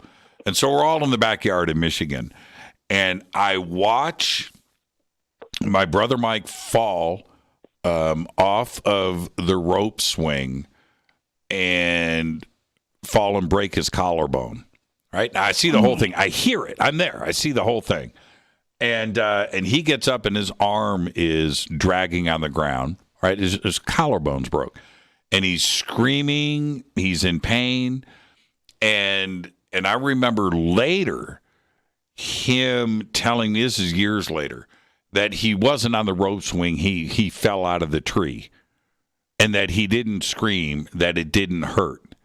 Right? It was the exact opposite of what I saw. Weird. I saw him fall. You know, he's got this rope swing cranking up. He falls out off of it, and he was screaming in pain. And he said that later. No, dude, it didn't hurt, and I wasn't on the rope swing. I was up in the tree. I have no idea, and he swears his version of the story is right. And I saw it happen with my own two eyes. I was standing right there. I saw the whole thing go down. So there you go. I even had to tell my parents what happened. You know, they weren't out there. And so there you go. I don't know, Jason. I don't know what to tell you, man. I don't know what to tell you. So in my case, my brother's wrong. I'm just telling you. My story's the right one. So, I don't know, maybe it's the same thing with your sister. I look at it as we're both of us are right.